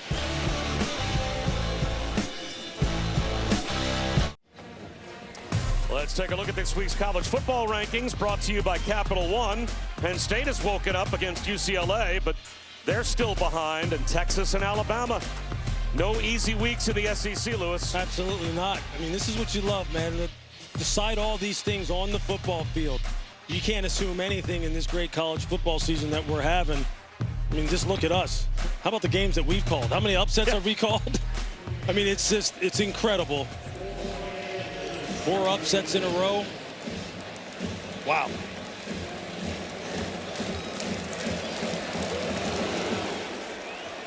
Touchback on the kickoff as it goes all the way to the back wall of the stadium. What does Texas have to do to get their offense back on track since the one drive that Arch Manning engineered, resulting in the touchdown catch by Wisner? This has been the production. I mean, yeah, I mean, look at this. 15 total yards of offense. Net 15 total yards of offense. I mean, it's just what you can't have. But when coaches start going deep in their bag of play calls to double passes, that's when you know they're searching. They're searching for something. And right now, they can't hang their hat on the offensive line. They can't hang their hat on the run game. They got to find something to generate a spark. Pass protection was there. Hendricks can't run under that pass from Arch Manning. He took a hit as he let it go, but that time, that was about as clean a look as we've seen Arch Manning have in a while. Yeah, he's able to throw this football in rhythm to Hendricks, running the 7 route there. He hits the back foot, takes a hitch, maybe a hitch and a half. Trying to lay that football up over the top of the defender, but he just can't put it on him. And again, he's just taking hits, and that's exactly what Florida's defensive coordinator, Ron Roberts, wanted. Hit the quarterback, rush with integrity, hit the quarterback. And now Arch Manning under center. Play action. He's out of the pocket. He's going to take off and run. Has a first down and more, and slides out to about the 40-yard line. Jordan Castell forced him into the slide, but Arch Manning's got 15. And there, this time, you see they lose a little bit of lane integrity. He sees the opening. He doesn't have a spy sitting there looking at him, ready to chase him down. That's one of the things that Florida's coaching staff was worried about, his ability to pick up first downs with his legs. It's a good execution on Arch's part. They run it with Christian Clark. It'll be 2nd down and 9. Tyreek Sapp made the stop.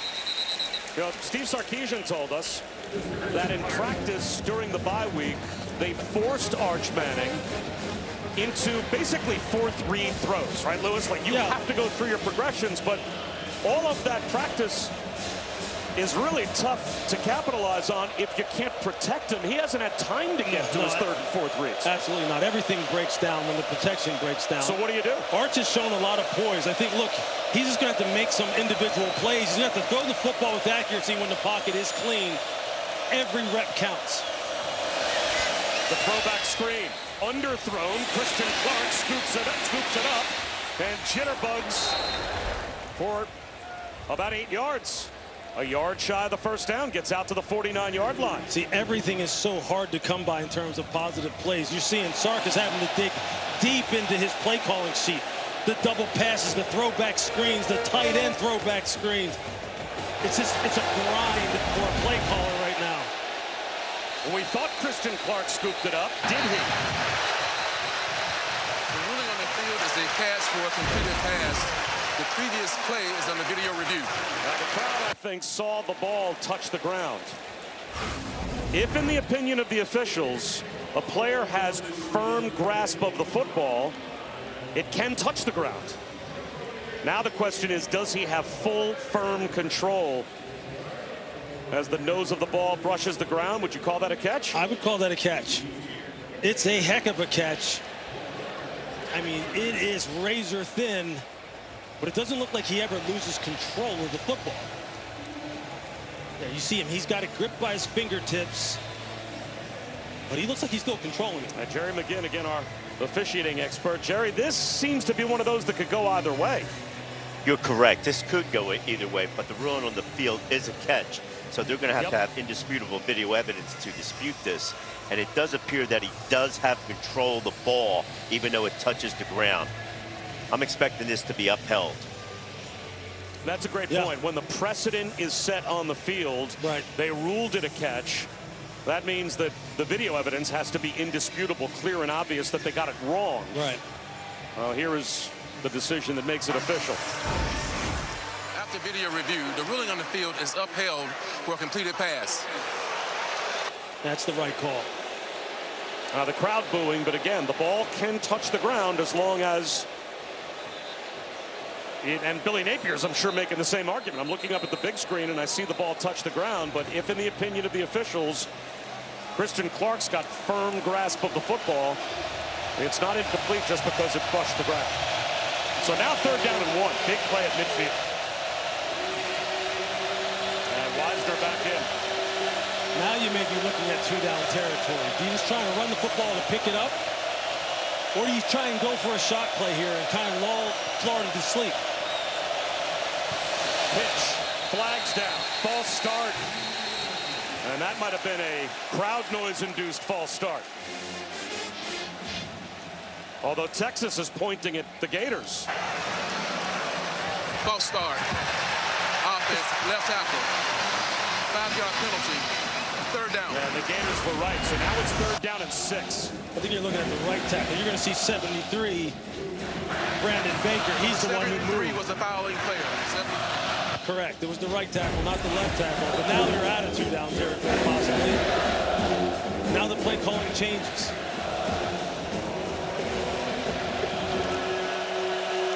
Now you got to throw the football. Now Florida can try and heat him up again.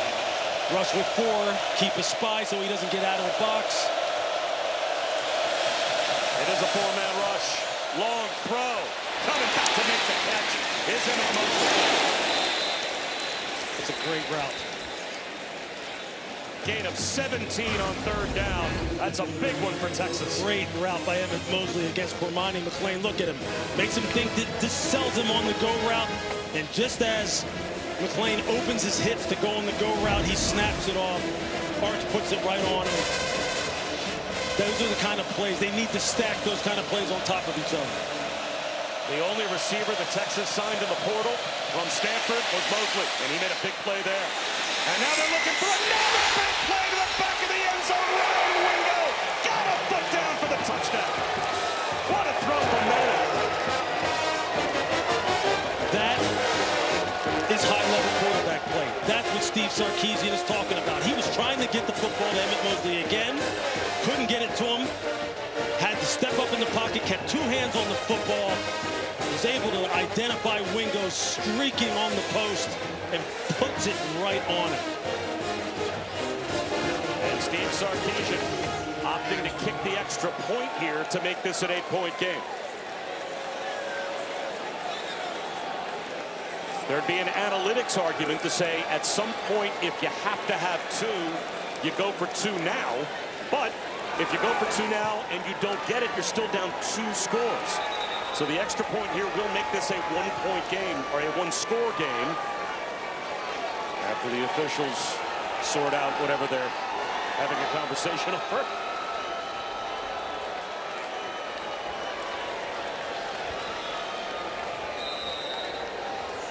And now Mason Shipley's ready to go.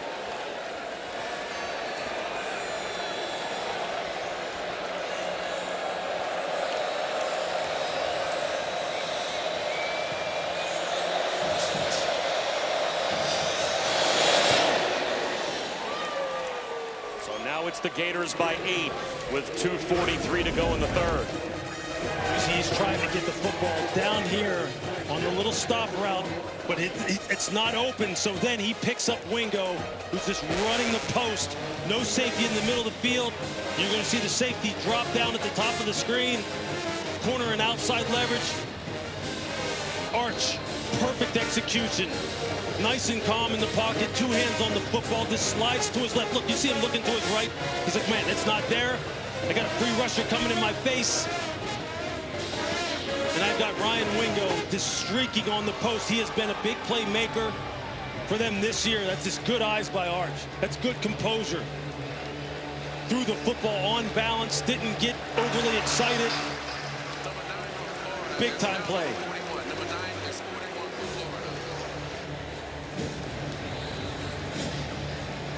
That's exactly what Steve Sarkisian needed out of his quarterback. Got to his second read, on balance, able to make a guy miss. That's going to happen sometimes. Your offensive line's going to get beat. That's high level quarterback play. How about the sidestep of the pass rush? As you said, that was probably about as calm as Arch Manning could look, as he still had to deal with the pass rush to buy Wingo the time. Burnell Brown lets this one bounce. Did it reach the goal line? It did. Took a hop back towards the 5-yard line. But it will be a touchback. So Arch Manning now with a pair of touchdown passes. One to Wisner, one to Wingo to make this a one-score game. And now DJ Lagway has been very efficient today, especially the run game of Florida that they've been able to lean on. They've got 122 yards rushing on a lot of time left. 2:43 to go in the third. Bob Wischusen here with Louis Riddick, Chris Button, and Jerry McGinn, our officiating expert as well. With Florida, you just keep doing what you've been doing. You've been owning the line of scrimmage. The running backs have been punishing Texas's defense. Then you mix in the play action shots, let your young wide receivers go to work. No need to change anything as far as your approach.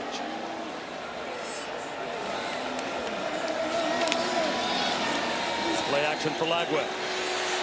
Throws one across his body and had to avoid a sack as he was trying to find Jaden Ball out of the backfield. Colin Simmons all over Lagway, and now something to say afterwards as well. Has to be pulled away by Murad Watson. Big time playmakers for Texas, trying to put their mark on this football game, and Colin Simmons is one of those guys. He can change it in a heartbeat. A sack, a strip sack. Gotta make plays. Jaden Ball. That's a good run on second down. After the incompletion to make it third and a long two close to three. Anthony Hill Jr. to stop. Been saying it all game long. The left side of the Florida offensive line has just been dominant. Anytime they need it, that's where they go. That time they ran just a little power looking scheme, a little gap scheme, pull the guard, and Jaden Ball just take his time.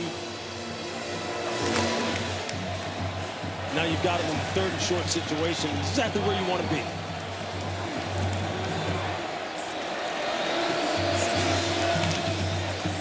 They run it with Ball. Hunts and finds the first down. Boy, with all those white jerseys up near the line of scrimmage, it looked like Texas was basically selling out to try and stop the run, and they still couldn't stop Jaden Ball on third down. Well, they knew what was coming. But the interior players for Florida today have they've just been on their game. 81 yards rushing for Jaden Ball, averaging over 5 yards per carry. They go right back to it. Bouncing, jitterbugging, and now delivering punishment for 9 yards. Met by Jelani McDonald. It's the subtle feet, the smoothness of his running style at 225 plus. That is just so fun to watch. I mean, he makes defenders miss in the hole with ease. And then if he's got you one-on-one and he's got nowhere to go, he's going to lower his shoulder on you, and it isn't going to feel good. We saw him yesterday. You saw him and said, "Did you lose some weight?" Yeah, he looked lean up top. He's listed at 231, but I think he's playing right now still at about 220. Yeah, he said he was a little bit lighter than that. Lagway down the sideline. Inbounds, Dallas Wilson. To the end zone, dragging tacklers for a Gators touchdown.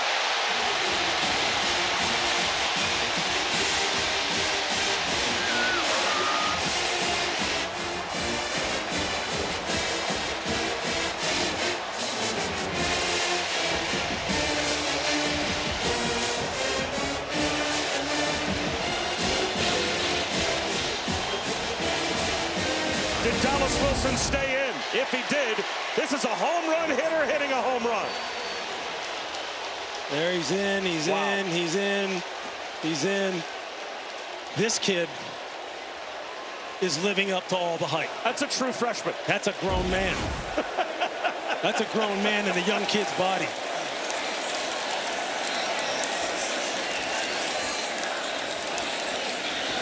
Sometimes coaches hype up a true freshman. Sometimes they tell us we really think we've got something in this kid. We're going to debut him tomorrow as Dallas Wilson is finally healthy, and he's living up to the advanced billing we were told about. First of all, look at what he's doing. Look at what he does at the top of the screen here. Can't get all the way to the top of the screen. He's going to be one-on-one against Kobe Black, who goes 6'2", 200 pounds himself. Look at what he does. He just says, get off of me. He's going to knock you down. And then after that, maybe the best athlete on the Texas roster, Jelani McDonald, he can't get him down either as he tries to go for the punch out. But just watch this. Gets him squared up, just sticks his left arm out and basically runs him over. Texas bench probably asking for an offensive pass interference. Maybe they have an argument. And you see Michael Taft come over at the end and try and put a hit on him. And watch what happens to him. He just bounces off of it. Jelani McDonald, look, I saw these guys on the field pregame. These guys are stuck. Did you see how Michael Taft's head snapped back when he tried to hit him? I mean, that's unbelievable. This is a true freshman, 6'3", 213 pounds, that everyone here, when you said, just tell me about Dallas Wilson, they all go, oh, whew. Everybody's face lights up. Now you see why. Again, that story, the first workout he threw up. And so all the veteran players on the team, Jordan Castell among them, said, come on, man, you're a five-star and you're throwing up in your first SEC practice? And then he went out in the spring game, 10 catches for 195 yards. They're like, oh, you know what, you might be a five-star. You're pretty good. We are seeing it on display today, the difference maker that he is. You see how happy his teammates are for him? That's what's even cooler. So you know he's a good kid. They said, hey, look, the coaching staff said he doesn't even realize how much we're counting on it. To him, he's just out here playing football. He'll just be like, hey, throw me the ball. I'll make a play. He doesn't care about how big the stage is. He just wants to go play. Wow. Arch Manning off play action. And as he throws, floating pass, gets it there. Stands in the pocket, takes the punishment, and finds DeAndre Moore. That's another big-time throw. Under duress, getting clobbered. His eyes never come down, though. He never takes his eyes down. Just look at that. Two hands on the football, just working his feet. It looks like a quarterback drill. Got planted by Miles Graham. Weisner with a flag thrown behind the play. Weisner and Cormani McClain have words. 4 seconds to go in the quarter. Holding. Offense, number 73. 10-yard penalty. First down. Brandon Baker called for a hold. That'll bring that run back. And you see Brandon Baker, the right tackle. Again, this defensive front has just been giving them a lot of problems. Start to lose the defender on that outside zone, on that wide zone. The natural tendency is to try and grab. Texas has won 9 in a row dating back to 2022 in true conference road games. That streak very much in doubt.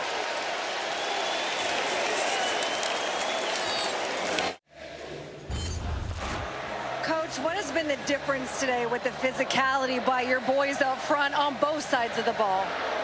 Well, I think we challenged. We knew this game would be a line of scrimmage game. And certainly part of that is creating it, passing down so you can affect the quarterback, right? So we needed to get back to running the ball on offense, but we're not done, right? So in general here, we're controlling the line of scrimmage. We're affecting their quarterback, and our quarterback is playing clean. Thank you, Coach. Thank you. Controlling the line of scrimmage to the tune of 415 total yards of offense. Arch Manning, that time a clean pocket. Down the sideline, it's through the hands of Ryan Wingo. Devin Moore closed the distance. Just trying to run two seams against cover two, trying to put the safety in a bind. Arch is trying to pick the one that he wants to throw it to. Ryan Wingo can't pull that in, but what you do like is that you're seeing Arch kind of settle in now. Despite the fact that he's been under pressure and has taken some wicked shots, he's looking much more comfortable. Second down and 20, though, with that holding penalty to end the third quarter. Four-man rush. It gets there. Manning escapes. He's down the sideline. Arch Manning gets a block. Arch Manning making a huge play with his legs. Once again, he's got a free runner coming right at him. Brian Taylor Jr. And then he just does what he can do to pick up positive yards. That's where he looks more like his grandfather than his uncle. He sure does. Look, he's having to take over. He's having to grow up here right now in this hostile environment and make plays for his team, and he's answering the call. 36-yard scramble. Sidearms one on the right flat to Jack Andrews. He only has a yard. Bob, you can feel the young man's confidence growing. You can feel it. You can just see it in that throw right there. He's thrown that pass how many times already this season, but he's playing with like an attitude right now, which is, look, I know it's on me. I know I'm going to have to take some shots. I know I'm going to have to make some runs, and I'm up to the challenge. You love to see it. Arch Manning went through an exhaustive recruiting process. He visited Alabama, Georgia, and Texas each 4 times before he chose the Longhorns. Flags thrown here.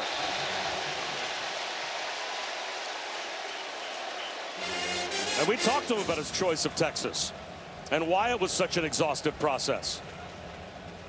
Okay. False start. Offense, number 71. 5-yard penalty. Second down. And Chris, he's got some angels on his shoulder as well that have gone through this before. He does. Before their last game against Sam Houston, he got a call from Colt McCoy. It was Colt's decision to want to reach out. He's been in his shoes, not just as a Texas quarterback, but having to be the guy that replaced Vince Young. And his advice to him, just rip it, be you. Well, his team just cost them 5 more yards, another false start.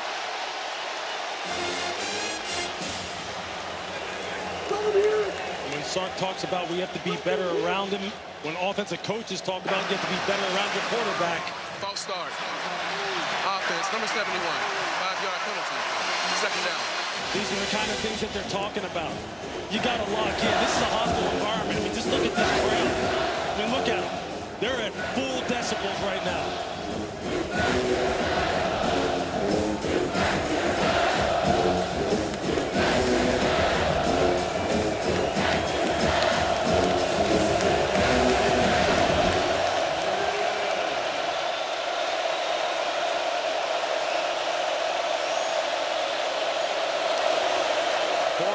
On 2nd and 19. Rips one over the middle and throws an interception. Jordan Castell just playing center field and ended up right between the 1 and the 4.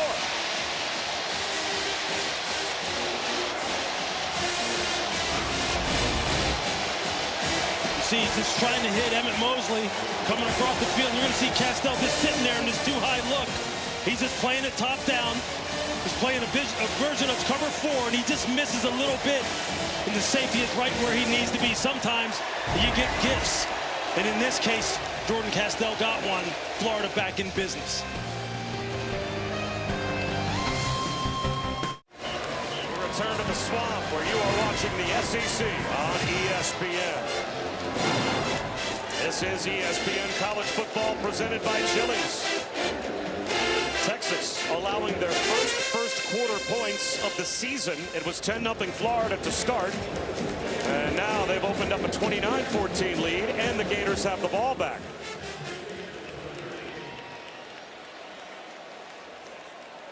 Two minutes gone by in the fourth quarter. Lagway. He's going to throw one down the sideline. Short. Intended for Aiden Mizell. Could not make the adjustment to come back to the underthrow. 2nd down and 10. Billy Napier going for the knockout shots. I mean, sometimes offensive coordinators, play callers are like clockwork. They can be predictable too, in a good way. They've been running the football effectively. Your quarterback's in a rhythm. Now let's take a shot. Let's run a double move. Let's continue to put the pressure on this secondary with our quarterback feeling it. Now they'll go back to running the football. They've been owning the line of scrimmage. They do just that. And they get 4 yards. Falling ahead is Ball. 3rd down and 6. Think about that, though. This looks like a nothing 2nd down play, right? Plus 4 yards. That's a win. It's 3rd and 6. You can live with it. It's not ideal, but you can live with it, though. You get 4 yards just falling forward. That's a big reason why the Gators are 6 for 10 on 3rd down. They haven't had to deal with a lot of 3rd and 9 plus. That's right. But Texas, you got to get off the field here. Somebody's got to make a play. One of your big playmakers has to make a play. They bring a blitz after Lagway. He finds the tight end over the middle. Hayden Hansen, the tight end, 1st down. In the face of the blitz, Lagway delivers. They come with a 6-man pressure. And you see DJ picks up Hansen immediately. He knows exactly where he needs to go with the football. This is not what it's looked like so far this season. DJ hasn't looked this decisive. Hasn't looked this sure as far as the answers to what defenses are doing to him, especially when you're talking about the pressures he's been getting. He's been on it today.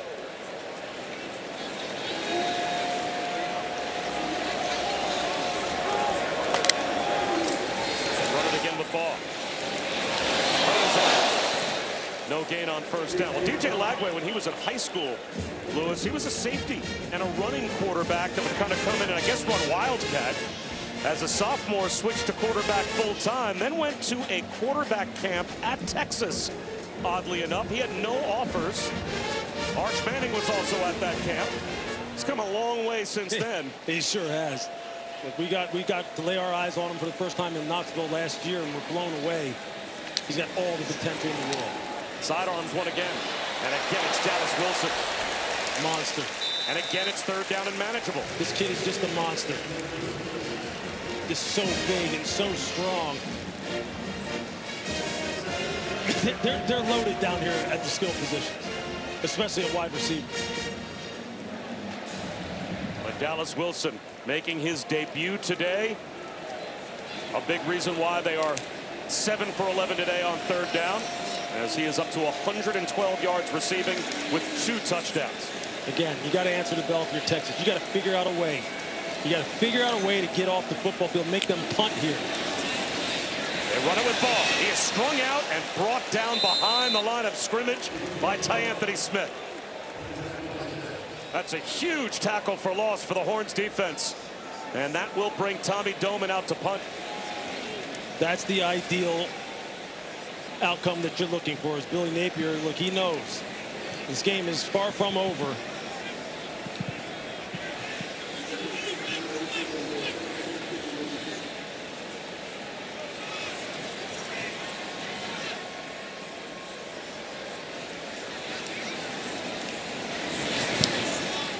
Knuckleball from Doman. Out of bounds. Where will they say across the sideline? Right at the 15-yard line for Texas. Down by 2 scores.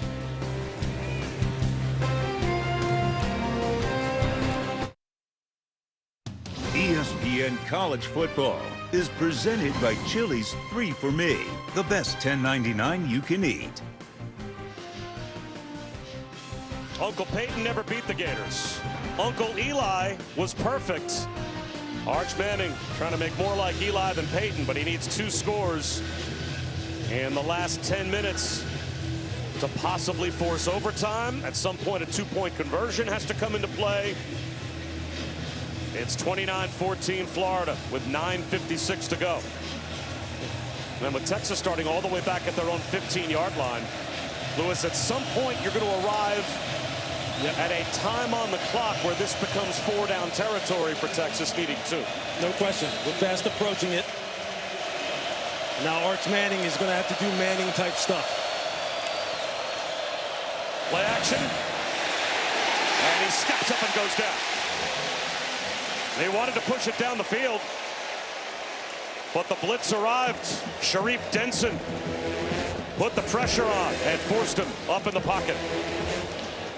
Florida doing a nice job of mixing up their rushes, mixing up their pressures. That time they run a simulated pressure, bring the nickel to the wide side of the field. Just gives them a little bit of a different look. You see Steve Sarkisian just trying to find the right combination, the right route design, trying to anticipate what kind of coverage he's going to get and let his young quarterback go to work. And can the pass protection hold up? This time it does, at least for the time being. And that might be a coverage sack. Devin Moore wrestled down Arch Manning. Again, he wanted to throw one deep and just couldn't unload it. There's just nowhere to go with the football. You're just going to see, just watch the zone coverage. We're just going to let it roll here. There's really no one uncovering. There's no one ready. He may have been able to hit the curl route at the top of the screen. That's easier for us to say sitting up here analyzing it. But give credit to Florida's defense. They have mixed up man, zone, 2 high, 1 high, simulated pressures, zone pressures. 3 sacks, but they have affected Arch Manning all day. This time he rips one right to the first down line to gain DeAndre Moore Jr. He's got enough. Boy, give Arch Manning a clean pocket, and he has made some terrific throws.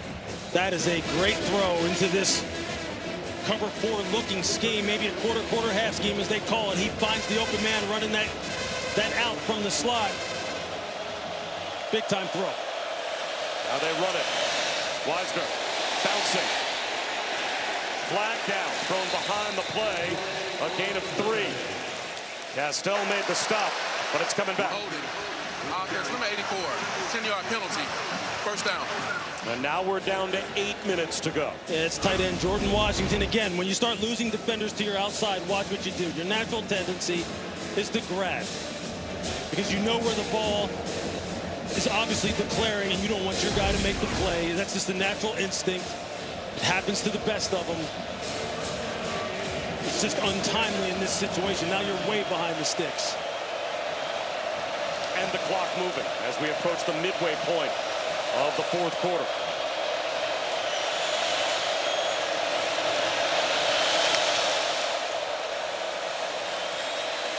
Manning, he wants it all. Again, DeAndre Moore, the intended receiver, and it's underthrown and intercepted by Devin Moore.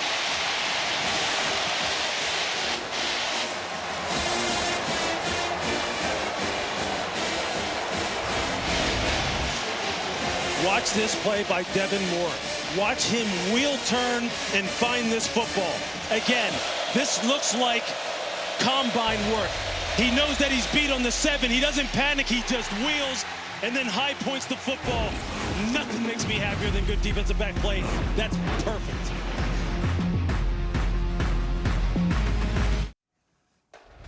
Matt Berry back in our college football studio. What a day of college football we have. The only undefeated on undefeated matchup coming up tonight. ESPN Texas Tech taking on Houston. Cameron Dickey, a big star. We'll see him tonight.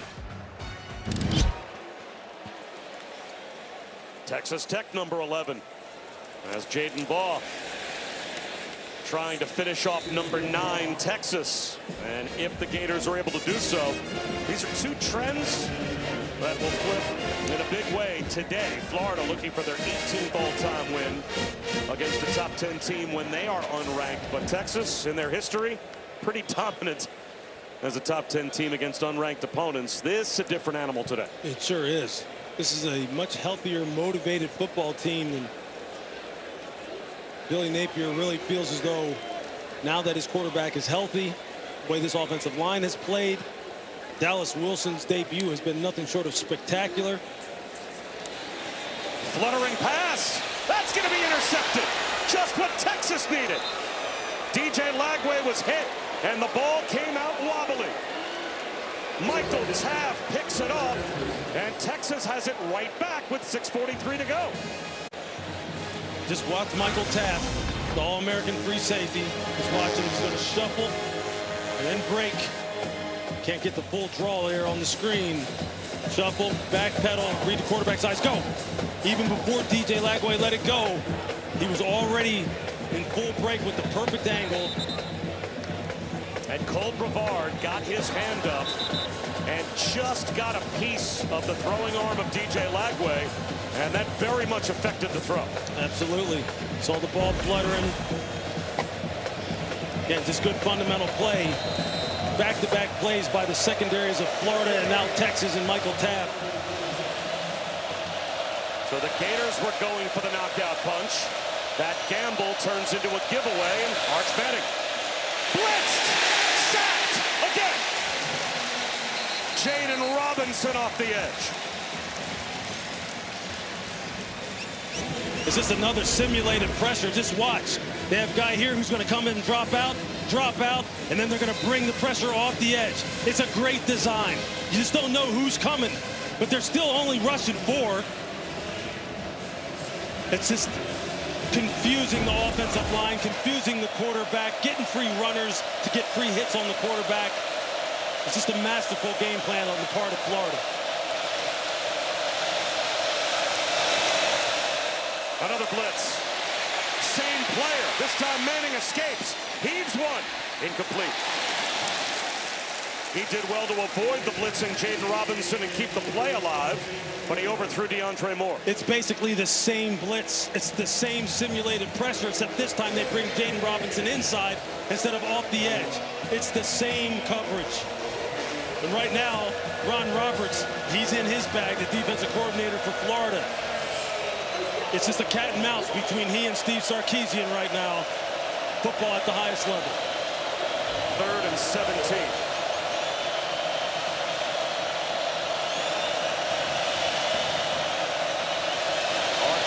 Trying his best to diagnose the protection. Did they get the playoff? They may not have. He was trying to communicate to his offensive line and ran out of time. Prior to the snap, the play clock ran out. Delay of game. Offense.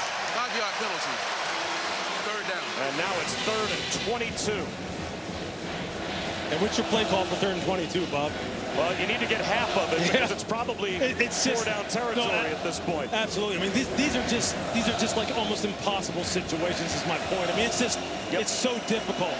It's just so difficult. And this crowd, this environment.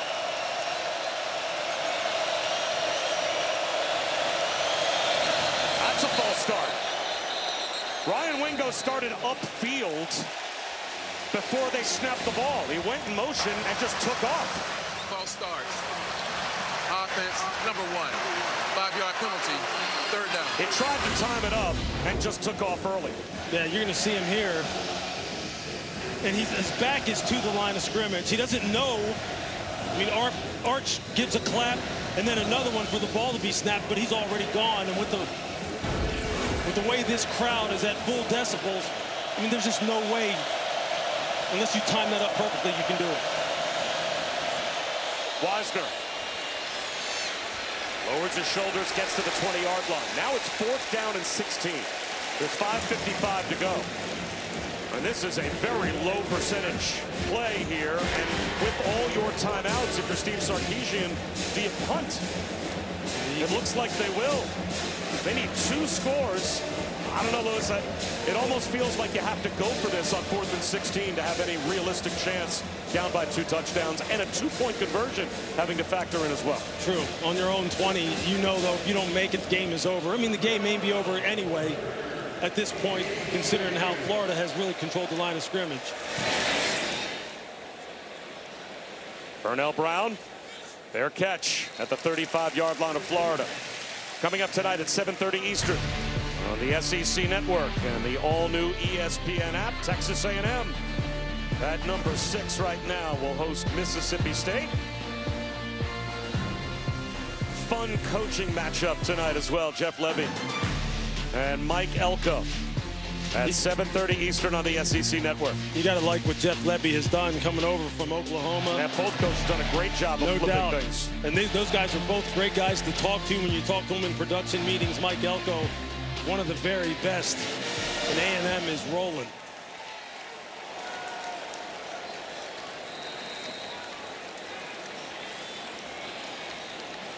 Bob Wischusen and Louis Riddick, Chris Budden, and our referee extraordinaire, Jerry McGinn. Aiden Ball, straight ahead run. And he picks up 5 yards, maybe 6 on 1st down. Steve Sarkisian calls timeout. First charge time of the half. Texas. 30-second timeout. Game clock operator. Please put the game clock back to 5:09. 2 touchdowns on the day for the true freshman Dallas Wilson in his debut. And he's just a grown man, an absolute stud. The body control, the speed, the strength, the instincts. the competitiveness. Look at that release. You better double cover this young man. If you're going to get up on the line of scrimmage and press him, if officials are going to let him play physical on the outside like that against your press coverage, you better get low, and you better make sure your aiming point is right, because he'll just run you right over like a locomotive. First time Florida has had a player with 100 or more receiving yards and 2 receiving touchdowns in his college debut in the last 3 decades. And they've had some pretty good ones come through here. Yeah, they've had quite a few. He's special. It's simple as that. He's special. 5:09 to go. Ball. Driven back. Timeout number 2 called by Steve Sarkisian. Second charge timeout of the half, Texas. And speaking of A. Wilson, we want to send our best to Scott Wilson. If you're not familiar with who Scott Wilson is, well, he is a Texas superfan. He is known for his incredible attendance. I mean, since the days of Earl Campbell, he had been to over 573 consecutive Texas games. And he was coming here through Jacksonville to come to the game and had a heart attack. So we understand that he is in the hospital. I guess from a Texas standpoint, you wish you had better news to give him than the Longhorns being down by a couple of touchdowns. But Scott Wilson, from all of us, especially for all your dedication to Texas and college football over the years, get well soon.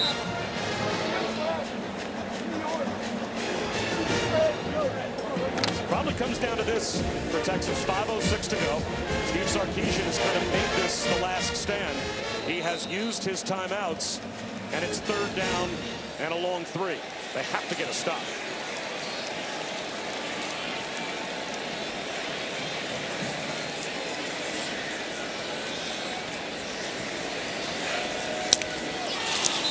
False start.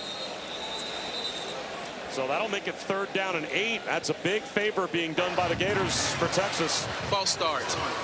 Offense, number 86, 5-yard penalty, 3rd down. Tony Livingston, the tight end. Just the mental error, just not locking in, letting your mind drift. They're about to go with that outside zone again to Jaden Ball, see if he can put this game away. Now you got 3rd and 8. If you're Billy Napier and Russ Callaway, would you put the ball in the air on 3rd and 8 or just run it, force Texas to use that last timeout? I think that's it. Just 2 scores. Just keep the ball on the ground, let the clock keep rolling. And they'll play it with Jaden Ball. Texas obviously ready for it. Limits him to a gain of 2, and there is the final timeout. So the Horns about to get the ball back. 5 minutes to go, and they need 2 scores. They are now out of timeouts. A reminder that coming up next, Jacob Rodriguez and Texas Tech will take on Houston. That is his wife, Emma. She is a Black Hawk helicopter pilot. So she's got the far tougher job in that family. And she'll also be mic'd up tonight during the game. So we'll get to listen in on what a wife has to say during the game while her husband's playing. And how cool is that? Speaking of those Black Hawk helicopters, a couple years ago for Monday Night Football, we got a chance to go and see some Black Hawks and the Apaches, and just unbelievable pieces of machinery. Unbelievable. How cool is that? Ryan Niblett hoping for a chance to return a punt.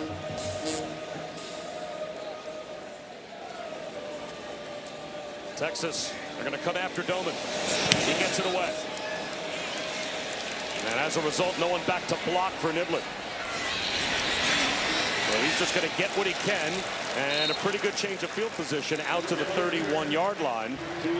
And Chris Budden, we've seen a lot of pre-snap penalties from Texas. If you're wondering just how loud it is, the Swamp is one of the toughest places to play. And when Texas's offense is out there, my decibel reader is reading over 95 consistently, especially in this last quarter. To give you a sense of what does that mean, that's like having a power saw in your ear. Arch Manning has had the pass rush in his ear along with the power saw. He feels like he's dodging power soles for sure. Not only the 4 sacks, but how many times today has he just been affected in the pocket? Yeah, you know, I know it hasn't gone exactly the way Arch wants it to, and he's turned the football over, but you've seen some growth out of this young man today. He has an escape lane. Instead, he's going to take a shot into double coverage. Bobbled around and almost caught on the carom by Ryan Wingo. Bryce Thornton was there to maybe pick it off. Devin Moore as well. I mean, he's having to take chances because of the situation in the game. But just the fundamentals that he's playing with, the movement in the pocket. He's having to do some things that you typically obviously wouldn't want your quarterback to do, and Ryan Wingo almost comes down with just a spectacular catch.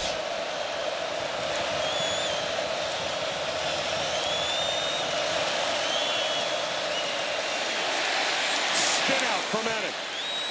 Floats one over the middle. Great composure. Jalen McCutcheon, a true freshman, makes his first catch for 27 yards with 4.5 minutes to go. Again, Texas out of timeouts. So they only have the 2-minute timeout, and then when we go under 2 minutes, the clock stopping after first downs to help them.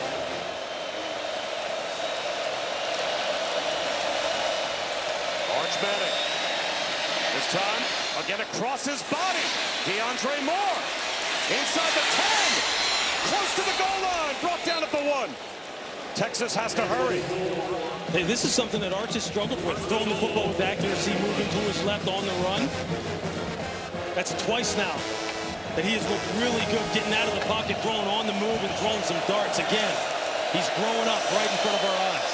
Wisner, short of the goal line, and that will cost them time. 3:40 to go and the clock rolling. Well, Texas has to get lined up. Arch Manning looking over to the sideline. They're not substituting. That does allow them to go quickly.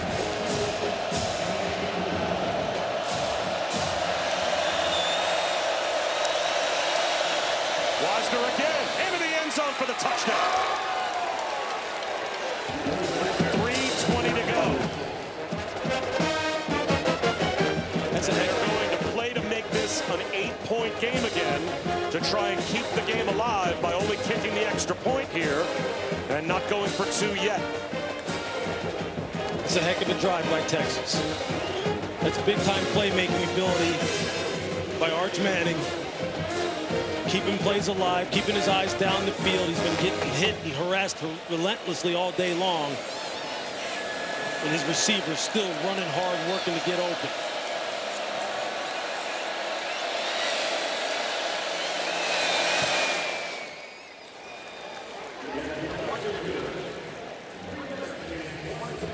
A had-to-have-it drive for Texas, and they got it. It sure was. And again, it all starts with the quarterback. Under pressure, he has the tight end, Jordan Washington, in the flat, but he decides to just hold on to the football, knowing he needs to get some chunk plays. Able to complete successfully down the field again, escaping to his left. Something that he struggled with as far as throwing was accuracy. But that time he delivers a dime to DeAndre Moore. And then here he hands it off to Wisner. He could have followed him into the end zone had he decided to pull that one. Nice play calls, nice execution, nice ad-libbing by the quarterback. Here we go. Now, Lewis, the question. 3 minutes and 20 seconds to go. Only the 2-minute timeout to stop the clock. Will Texas kick it deep, or do you onside kick here? Because obviously Florida can take it all the way down to the 2-minute timeout, run a play on the other side of the 2-minute timeout as well. But if you're Texas and you kick it deep, you're probably only going to have, even with a 3 and out, under 1 minute and 20 seconds left by the time you get the ball back. Yeah, I think Sark is sitting here thinking, I don't know if I'm going to get this ball back. Do I need to try and get this now? The hands team is ready for the Gators. And they're going to pooch it into no man's land. Oh. And missing the ball and running back is Brown, and he covers it up at the 5. Wow. That's probably about the best result you could hope for if you're Texas by kicking it deep. Yeah, you're just hoping that the returner mishandles it, and you've got enough speed on your kickoff team that they can get down there, and that's the ideal situation. You're right, and you see You see who's leading the charge. 21, Ryan Niblett, one of the faster guys on the Texas roster.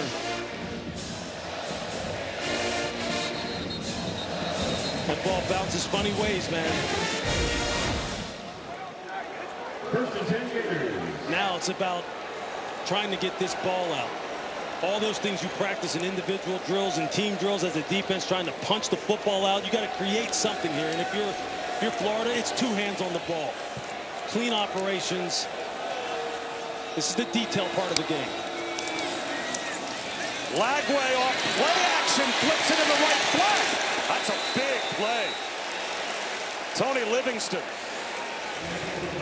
Very close to a first down.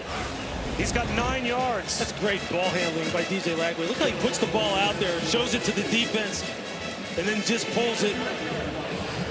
Nice, easy pass. It's the ball handling. It's the footwork by Lagway. That's what sells the defense. All you need is a first down here for Florida, and you basically end the game. And now Texas jumps and gives them that first down.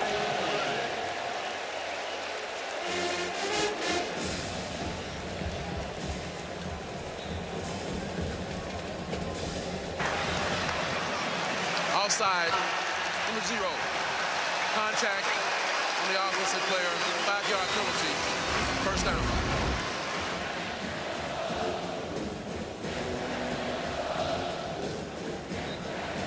You think he did it on purpose to try and stop the clock, Anthony Hill, with 2:45 to go? You know, I think Anthony Hill was looking at Damian George, the right guard, and saw him kind of sit back in his stance as they were shifting and changing the formation.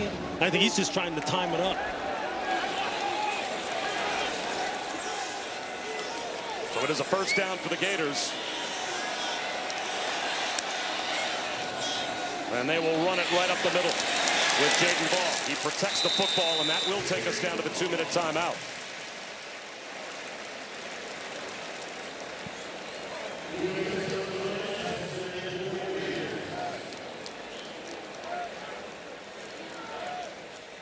Arch Manning's going to need a miracle. His team has to get a stop to have any hope to at least even force a punt when we come back.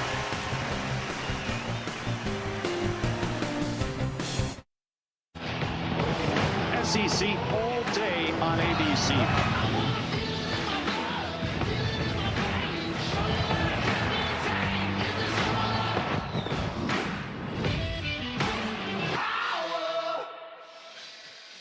This league is like the NFL. I mean, anybody can beat anybody. They sure can. It's just terrific football every single week in the SEC. And the Gators trying to end this game against Texas. That last touchdown made it a one-score game. But it's 2nd down and 5 with 2 minutes to go in the 4th quarter for Florida. They pick up a first down, the game is over. They won't get it here. Now the Longhorns are out of timeouts. And the 40-second play clock begins. If Texas can get a stop on 3rd down, roughly about 30 seconds to go or so in the game, they could get the ball back.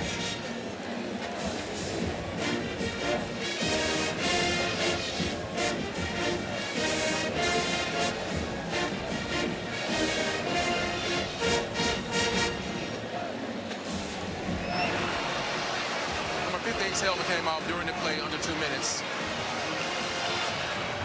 Now a player lost a helmet on the field under 2 minutes to go. A timeout has been called now. Florida's using a timeout to avoid a 10-second runoff. 1:53 on the game clock, please. 1:53 on the game clock. Florida is using a timeout here to avoid the 10-second runoff, and that gives more time to Texas. And it's 3rd down. I wonder what Billy Napier is thinking here. I don't understand any of that. Yeah, and I think it was Austin Barber, the left tackle. You saw him hit the ground, and he was kind of like reaching for his face. You see him there on the sideline now, putting his helmet back on. Yeah, look, time is something that is not on Texas' side. You don't want to preserve it for them. Well, they just did. Yeah, I know. That's what I'm saying. That's why I said I don't know if this doesn't make a whole lot of sense. It'll be interesting to see what Billy Napier's thinking is here. Unless he feels like he's just so confident he's just going to pick up this this third down here and seal the game that way. He wants to talk it over maybe and come up with the right call and say, hey, look, we want to preserve our field position. We think we're just going to end this game right here. And I don't know. That's an interesting one. That's an interesting one. That'll be something I'm sure he'll be asked about. I mean, a 10-second runoff at this point helps Florida. Absolutely. Doesn't hurt them. Absolutely.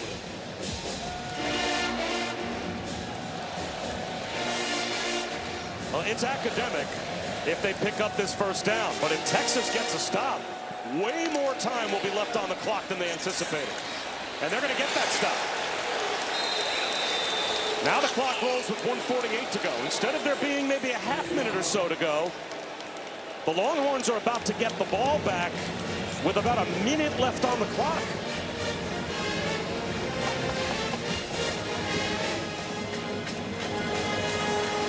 I would think Billy Napier would let the clock wind down as far as he possibly can and then use another timeout before the punt.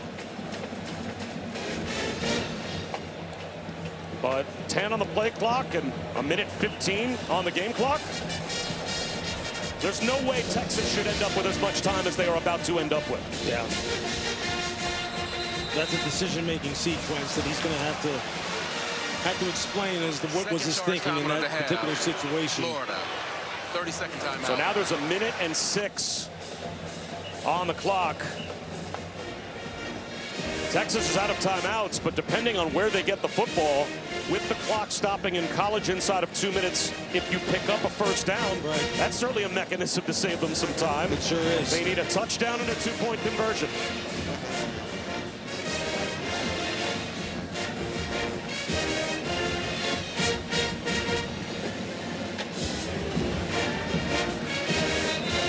And this special teams play becomes enormous as well. I was about to say, this is a crucial sequence of plays. If you're Texas, now you're thinking here, do you want to play for a return or do you want to go for the block? You don't want to go for the block and get an unnecessary roughing. To me, you want to try and set up a return. And you want to see if you can get Niblett loose and have him just produce an explosive play. Tommy Dolman. They're playing for the return. It's a wobbly punt away. It takes a Florida bounce, and this costs time for Texas as well, as it goes out of bounds at the Longhorns' 31-yard line. Still 54 seconds on the clock for Arch Manning now, who's getting an opportunity.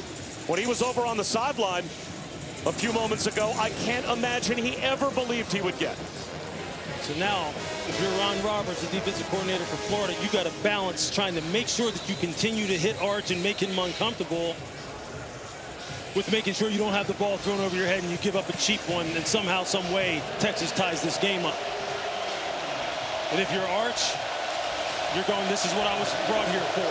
This is why I signed up. And they all talked about it. You sign up for big games like this when you come to Texas. Let's see what the young man has.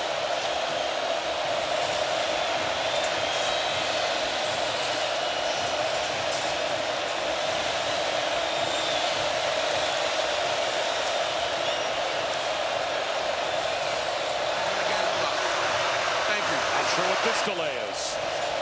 They actually just adjusted the clock from 54 to 55. So 1 extra second for Texas is added on. 4-man rush. Arch Manning. Can't escape. His helmet comes off as well. Cameron James with the sack. And if no penalty is called, they have to take Arch Manning out of the game. Number 16 helmet came off during the play. This qualifies for a 10-second runoff. Game clock operator, please put the game clock at 3:06. Wow.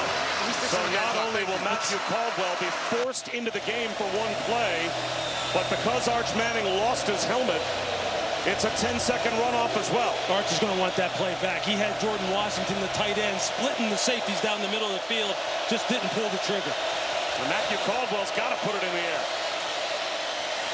How about that throw? Ryan Wingo turns upfield, gets to the sideline and stops the clock with 26 seconds to go, but there are flags in the offensive backfield. I think you're going to get hands to the face on the part of Florida. Each team's pointing at the other. Personal foul. Hands to the face. Defense, number 91. Wow. 15-yard That's penalty big. to the end of the run. First down. So 26 yards on the reception as Matthew Caldwell comes cold into the game and rips a throw. That is big. You're going to see it's McLeod. He's right here. Just watch. I believe it's his right hand. His left hand gets up into the face mask, up underneath the chin.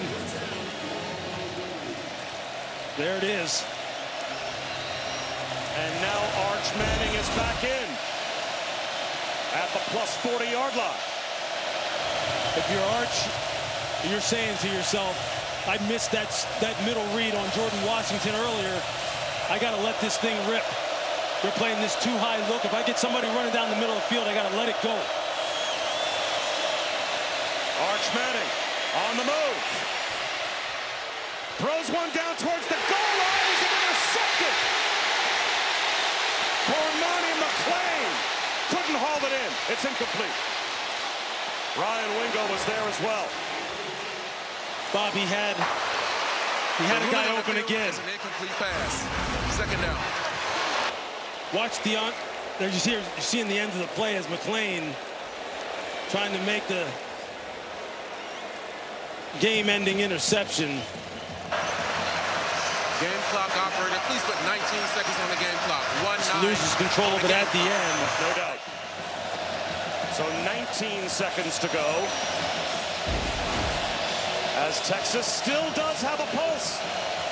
He had DeAndre Moore in the middle of the field. Again, if Florida's going to keep playing this split safety looks, Arch has to look for someone streaking down the middle of the field and let it go. It's been there twice now. Let's see if he can get it. Arch Manning tries to keep the play alive by shoveling a ball forward. They'll say he's down. George Gumbs gets the sack, and the clock's going to run out.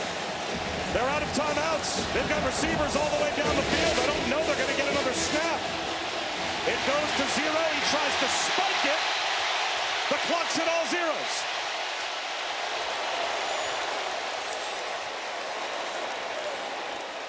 Steve Sarkisian thinks there's a second left. The previous play is under video review to see if there was any time left on the clock prior to the offense clocking the ball.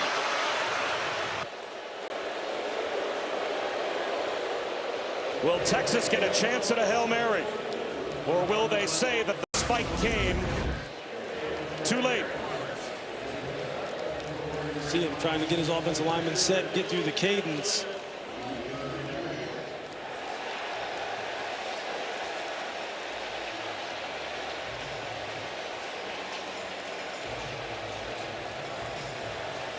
And Jerry McGinn, I thought the rule was if the clock's rolling and there's 2 seconds or less on the clock, you can't spike the ball, right? Doesn't there have to be at least 3 seconds on the clock to even attempt a spike play? That's if the clock After is review, starting. the ball was still in the quarterback's hands with 0 seconds on the clock. By rule, the game is over. There it is. The game is over. So Florida celebrates a win over a top 10 team. And a valiant effort from Arch Manning, Lewis. Well, this is a heartbreaking loss. So many expectations for Texas, but you kind of like some of the things that Arch Manning showed you, especially in the second half. He's made of the right stuff. This is Florida's day.